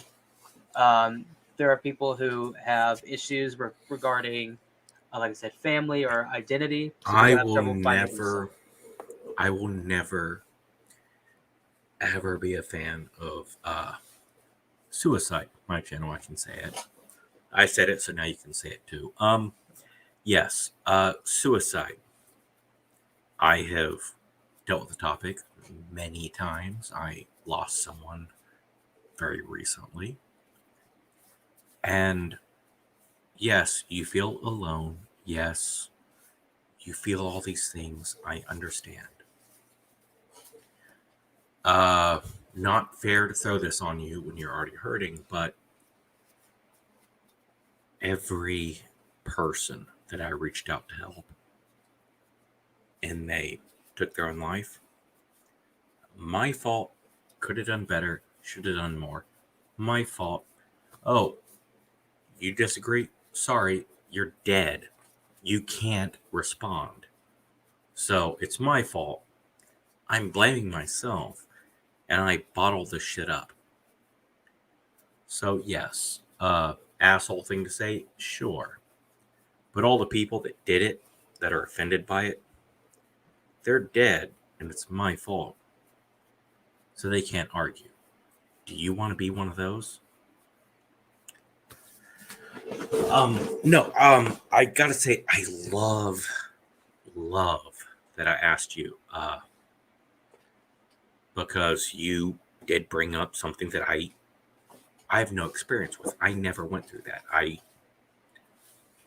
Therapy being forced on someone, terrible. I mean, that's a bad. Now, I've had some bad therapists. I am no longer allowed to go to a very large VA center in the Ohio Valley region because of a bad therapist. Said something that was unbelievably awful. And I responded in a very cordial way of offering to create a hole and then filling that hole with my penis. Yeah, therapist apparently doesn't want me in the building anymore. as if I was going to go back, right? Right. Yeah. I've had awful therapists, and I've had good therapists. I've had okay therapists. And well, I'll give my last piece, and then we'll work our way out. I will say this: Splatter is an important person in my life. I value your opinion. I want you to think good of me, and I want you to stay part of my life. So when I open up to you, in the back of my mind, it's like, well, if I open up about a fear or an issue, and your response is something on par with that, I know your name, therapist, it won't allow me within 500 yards of her office building that I will never go to again. You quit your job, move 100 miles away, I'll never set foot in that building again. Fuck you. If you were to respond slightly as hurtful as that, ooh, that's scary. That's an incentive for me to not open up totally. Yeah, and I get that. I understand that. It's people have certain things that they're scared to talk about. Sometimes opening up to a stranger is easier. And if it's a stranger that has no authority, no power, and no emotional leverage over you, then it's not the same scenario as being a kid opening up to someone who will betray you to your parents. Right, yeah. And that was just a raw deal that I had because I had trust. It was like talking to people, talking about personal things that was going on at the time, and then being told like confidentiality. They should get their money back or whatever. I mean, a lot of us have had raw deals like that, but like I never once gave any inkling of saying anything that I was going to do permanent. I was going to do a permanent thing. I've never once talked about it. Never once brought it up. Never even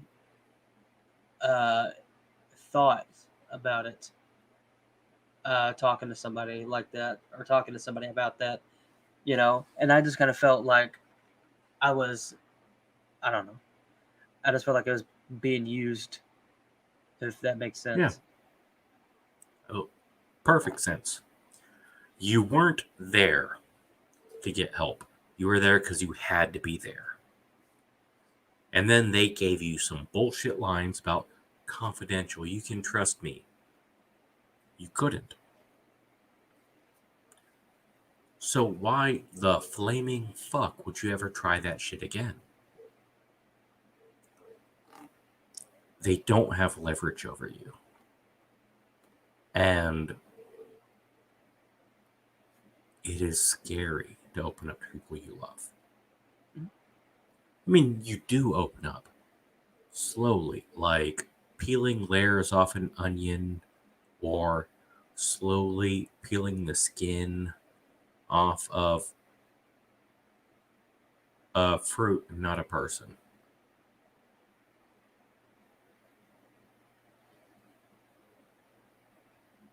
What? Okay.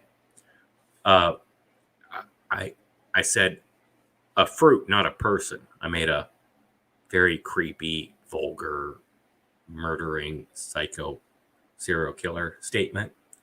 Oh, It's supposed to be, 1, 2, 3, and then come up with a funny response.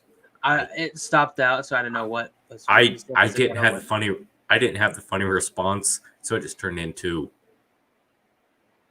awkward. But no, I get what you're saying. Well, it's also I asked the lady, and it was a dick move for me to ask, and I probably shouldn't have asked anyway. But I told her, I said, "How much are my parents paying you?" I asked that question. How much are they paying you?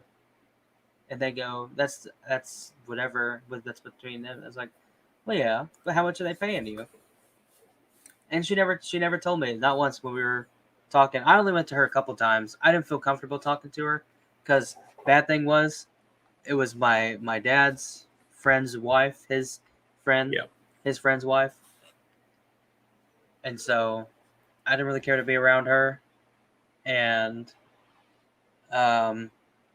she, was a straight line to them, and whatever I told her, they knew about and everything, and I didn't feel comfortable talking to them about that. It was, and I didn't want to go back to her. I mean, yeah, it's just not a comfortable scenario. But for anybody who, and I've brought it up a couple times on my channel and streams and everything, for anybody who is part of a particular community of identifying, of how they identify themselves, there's a I will say this. Homo, gays, bis, and any other variation. The community. Fucking Stonewall. Fuck yeah. Badass motherfuckers. Fuck the labels. If I offend you, you know what? Stonewall offended motherfuckers too. Right. The Trevor Project. It's a website organization that it's 24/7 help to talk with people, to text. You can text them, call them, and you can talk to people about things that are going on. And it's a 24/7 hotline where you can call people and they can help you going through your situation. And it's good for people who are having family issues or spousal issues, or things with school and whatever else you have going on in your life. The people are there to listen and there to help you get through. Um, do not seek any things permanent, any permanent treatment that might be detrimental to you or to a loved one, out of spite. It will not end well for anybody. But this organization will definitely and possibly save more lives than we could probably ever imagine. If it wasn't for this organization, the people you might know in your life who identify in these certain ways, they might not be here because they seek help. And the Trevor Project, you mentioned them before, and I've looked into them. They are surprisingly less political than you would expect. Right. Well, they can't be. They are more concerned with helping. Well, I mean, that's an organization that's like, oh, yeah, I'm having some trouble in my life, with this and everything. It's like, oh, we understand, and being part of the community, being a Trump supporter is like, oh, you're a Trump supporter? Well, then I don't really want to talk to you, and then they hang up on you. They can't do that. The companies like this should not bring politics over somebody's life. Who I voted for should not determine whether I should not take my own life or something. That should not be a factor with anything. They just need to worry about saving these people and protecting them and giving them some hope, giving them something to cling to, somebody to talk to, somebody to reach out with and help. Don't Politics aside, these people are this company, and there's several other companies that are probably around you. There's probably homes for women to help with spousal issues or family issues or anything like that. Women, definitely look at those places that are near you and And if I you ever need to, really like that they have Trevor text. As we discussed earlier, it's talking to someone is scary. Texting or Trevor chat, typing words, shit, it's less scary. and I hope what I'm trying to say is coming off as like, it's, I'm trying to, if it sounds good, I don't know if it sounds good or not. I think the Trevor Project, I think they would be blessed and thankful. Yeah. Again, trevorproject.org. They have a Facebook, Twitter, Instagram.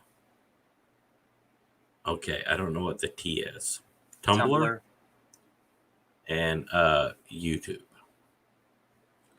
Yeah, it's an old. The organization's been around for a long time, and like I said, they're there to help, for you to reach out and to seek help, and to to have somebody to talk to, for people who don't have the luxury of having friends who are as accepting or as easy to reach out with. So yeah, definitely look into this organization. If you know anybody, or you have a friend, or you have a child who needs something like this, please, you could They save a have life. a shockingly large number of setups that are similar to veterans suicide programs. It is the suicide prevention they are. And the support center. I'm a big fan of the Trevor Project. And again, I'm not LGBTQIA plus 7.62 millimeter. I'm a broken, worthless, crippled veteran. I don't have a place. I don't have a value. I'm alone, unloved, broken, hate myself, veteran, right? It's many of you feel that way. Who do you reach out to? I'm worthless. I'm no one. I'm forgotten. The Trevor Project uses some very similar ways. I'm 7.62 millimeter, gay, alone. My family hates me. No one loves me. I'm isolated, separated, worthless, useless, alone.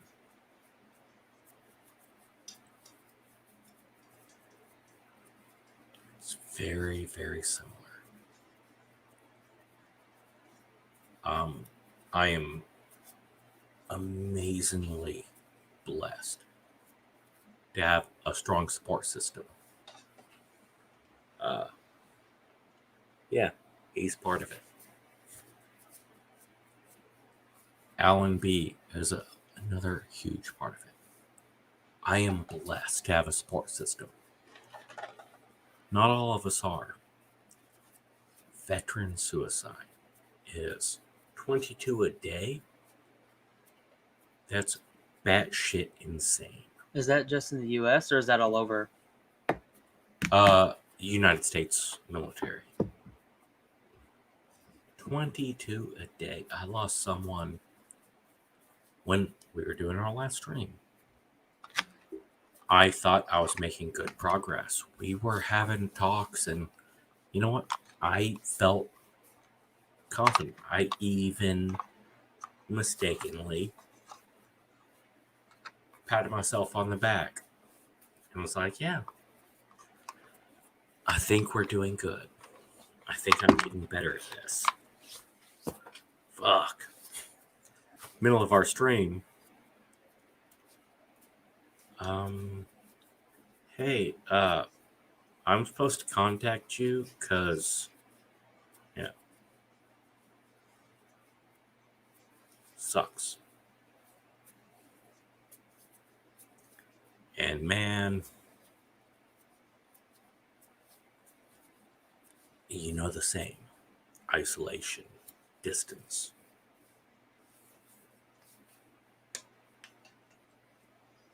Yeah. I'm very proud of you for reaching out. Fucking telling your story, putting that shit out there. Trevor Project, learned about it from you. I was all Matthew Shepard. Who's Matthew Shepard? Exactly. I'm old, outdated. Matthew Shepard was actually the one that made me join the community. Matthew Shepard was a homo who in Wyoming, some muscular, strong cowboy who Matthew was kind of into, suddenly, out of nowhere, reached out and go, hey, heard you give good blowjobs. Jump in my truck.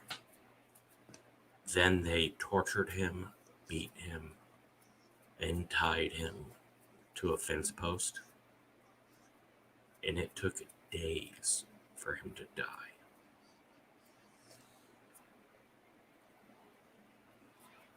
Wow. Now, this was a long ass time ago. Back then, I was like, still on the, I was young, but I was still like,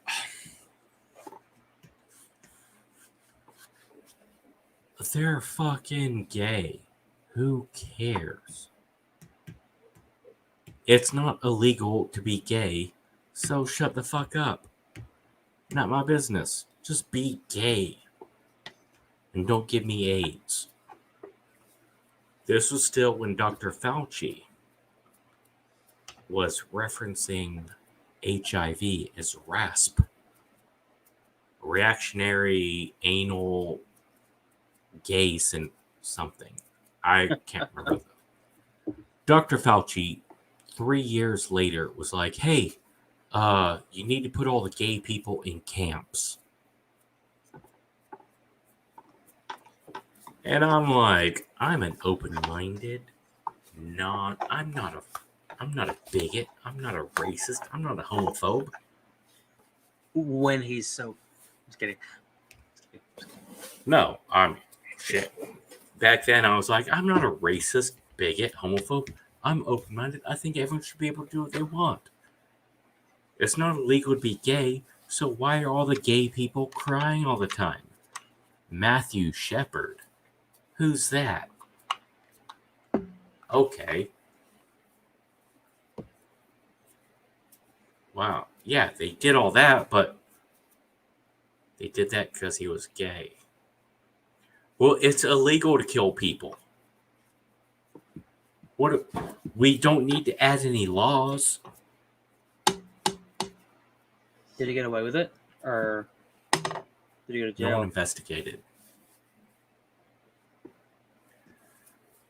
But then someone was like, yeah, don't you think we should fucking talk about it in school and educate people? Oh, yeah. No shit. Yeah. We need to talk about this in class.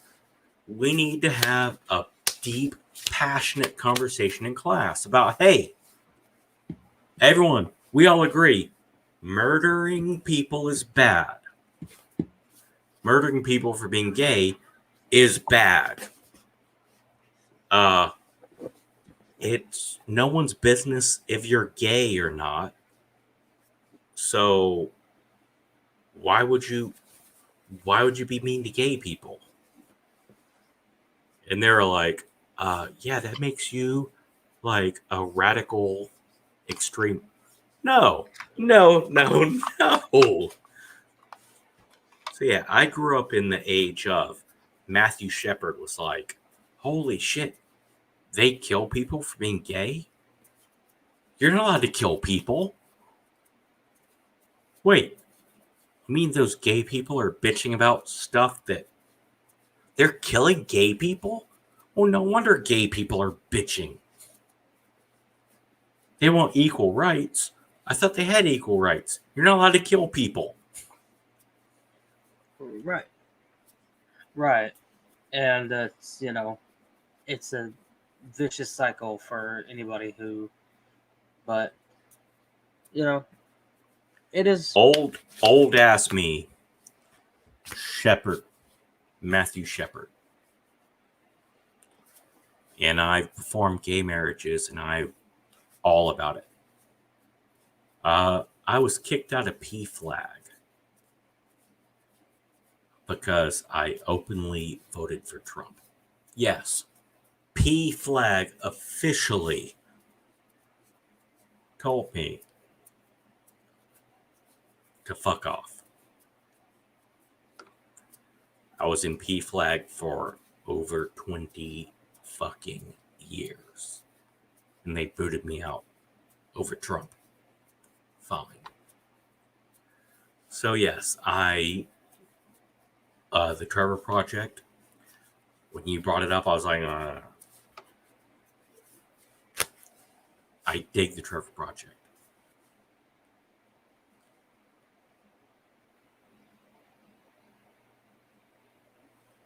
Yeah, I mean, it's one of those things that's like, people need that. Even though it seems kind of, what do you call it? It seems kind of weird and, talking to random people. People need it. Like, they'll absolutely need it. That's, they probably have saved countless lives for people not having anywhere to go, and this was the only way to get through college, get through high school, get through, staying with having a toxic family relationship. And there are people who have been lucky enough to have people who are there and accepting, but for people who don't, this is something they need. And it's not just for people who are LGBT or anything like that. They could help you with anything. I mean, help you with anything. You could talk to them about anything. They're there for you. It matches the same ways they reach out for veterans suicide. Isolation. You can't relate to people around you.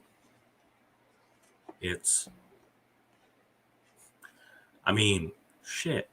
You and me could not be on further ends of the universe on this topic, but we're saying the same things. I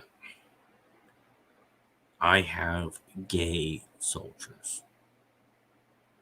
I have trans soldiers. They're not my soldiers anymore, but they're still gay and they're still trans. And they were my soldiers once. Have you ever have you ever reached out to any of them? Say, hey, I have this place. I am in constant communication with them. Have they ever come in to see you at your place? I mean, your bar. One was gonna see me. Car issues, money, but my son, my soldier, my son, because when his family fucking, you're not my kid. Hey, I'd be blessed if you're my kid. Yeah, my kid, we're in communication, constant communication. He knows where I am. And yes, we will. He's just busy being a badass, getting a fucking impressive job for someone who's a fucking retard. Beautiful, sweet, loving retard. Seriously, proud of you. Retard.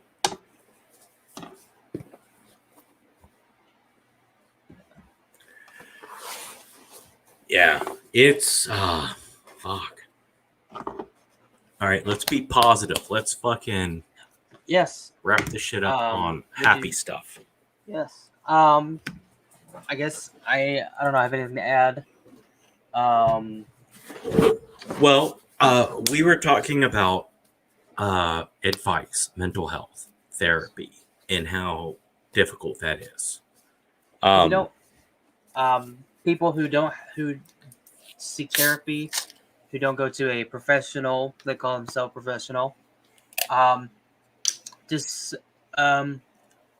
look at your friend group and figure out the people who are good to talk to, people who are good to help with emotional advice, help with family advice. People probably been through the same thing, and talk to people. Part of your therapy, and tell your story, and it just helps to vent emotions. Find you a good friend group, keep the toxic people out of your life, and you should be golden. I mean, that's what I try to do. I try to keep good people around me, and just try to have good, somewhat intellectual conversations with people, and have good in emotional. I say emotional bond, but a good what do you call it? I can't think of the word now. Just a good emotional friendship. Something that helps. Something that'll help you. That's what I say. Just find you a good friend group with multi-layered. Yeah. You like having fun and doing all that stuff, and you like these things, but people you can have a sit-down conversation with, talk about some real serious issues without it being, oh, it's the end of the world if they bring up something they don't like. Those are the people you want to keep in your life, and not the people who want to push you away because I don't want to talk about it. Everybody's gone through their own trauma, but I have layers of people. I have people who I like to talk to, or I will talk to, or I will help. I did a stupid intervention today. Yeah. By the way, don't smoke crack. It's bad, for the record. Your kids won't let you see your grandkids if you smoke crack. Simple shit. Yes, I'm Doc J. That doesn't mean I'm a medical fucking professional on every topic. You don't need a doctor to say, don't smoke crack. You had somebody do that? Or somebody came up to you and talked about it? Yes, I have a fantastic veteran who came to me and said, I'm having trouble with my mom. All right, well, let's sit down and talk about it. All right, cool. Then he walked out and left his wife there. Hi, how are you? He got to take a shit or something. Then he pops back in with his mom. Like, tell her crack is bad. Yeah, crack is bad. His mom was doing it? Yeah, he didn't want his mom to be around his kids because his mom started smoking crack. And What? I was on the spot supposed to fix it.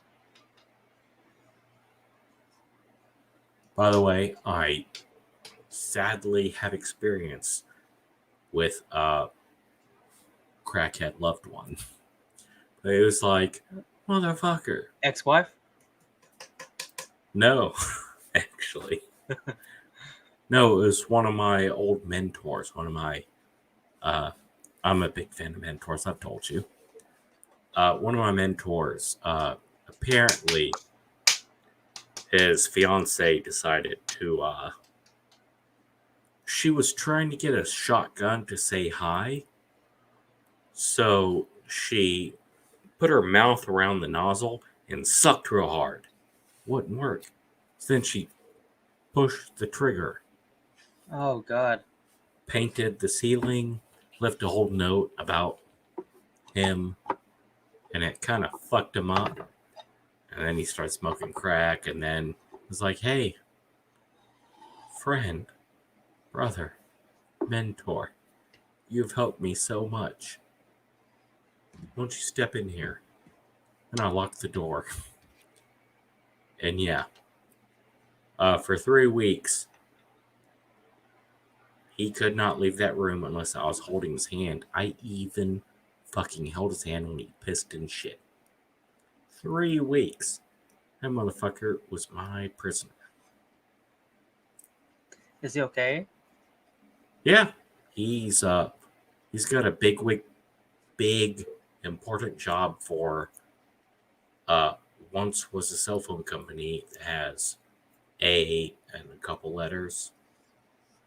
Now they own like everything. DC Comics and shit. Yeah. He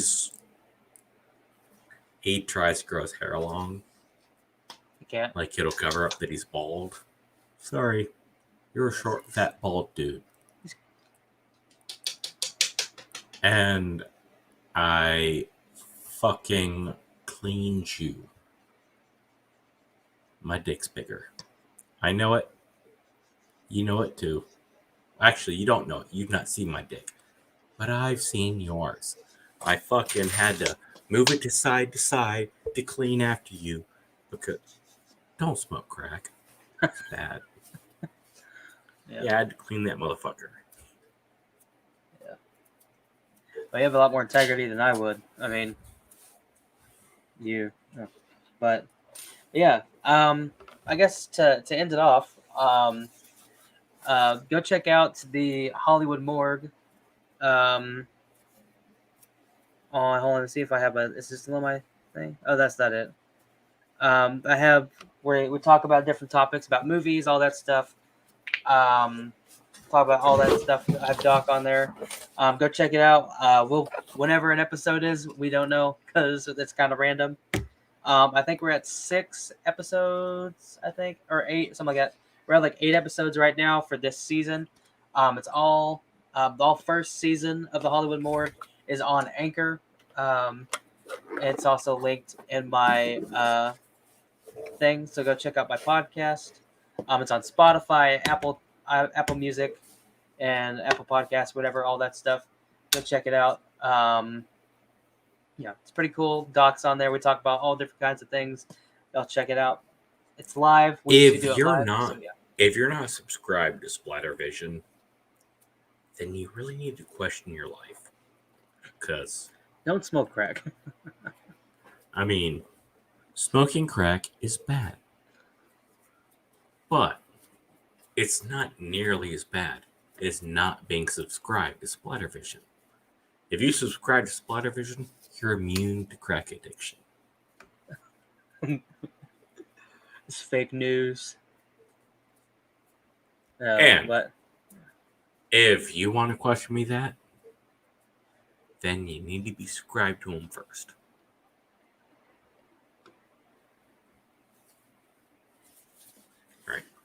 All right. Yes. We covered some topics. Suicide bad, crack bad, Splattervision. Subscribe. Gotta say, love the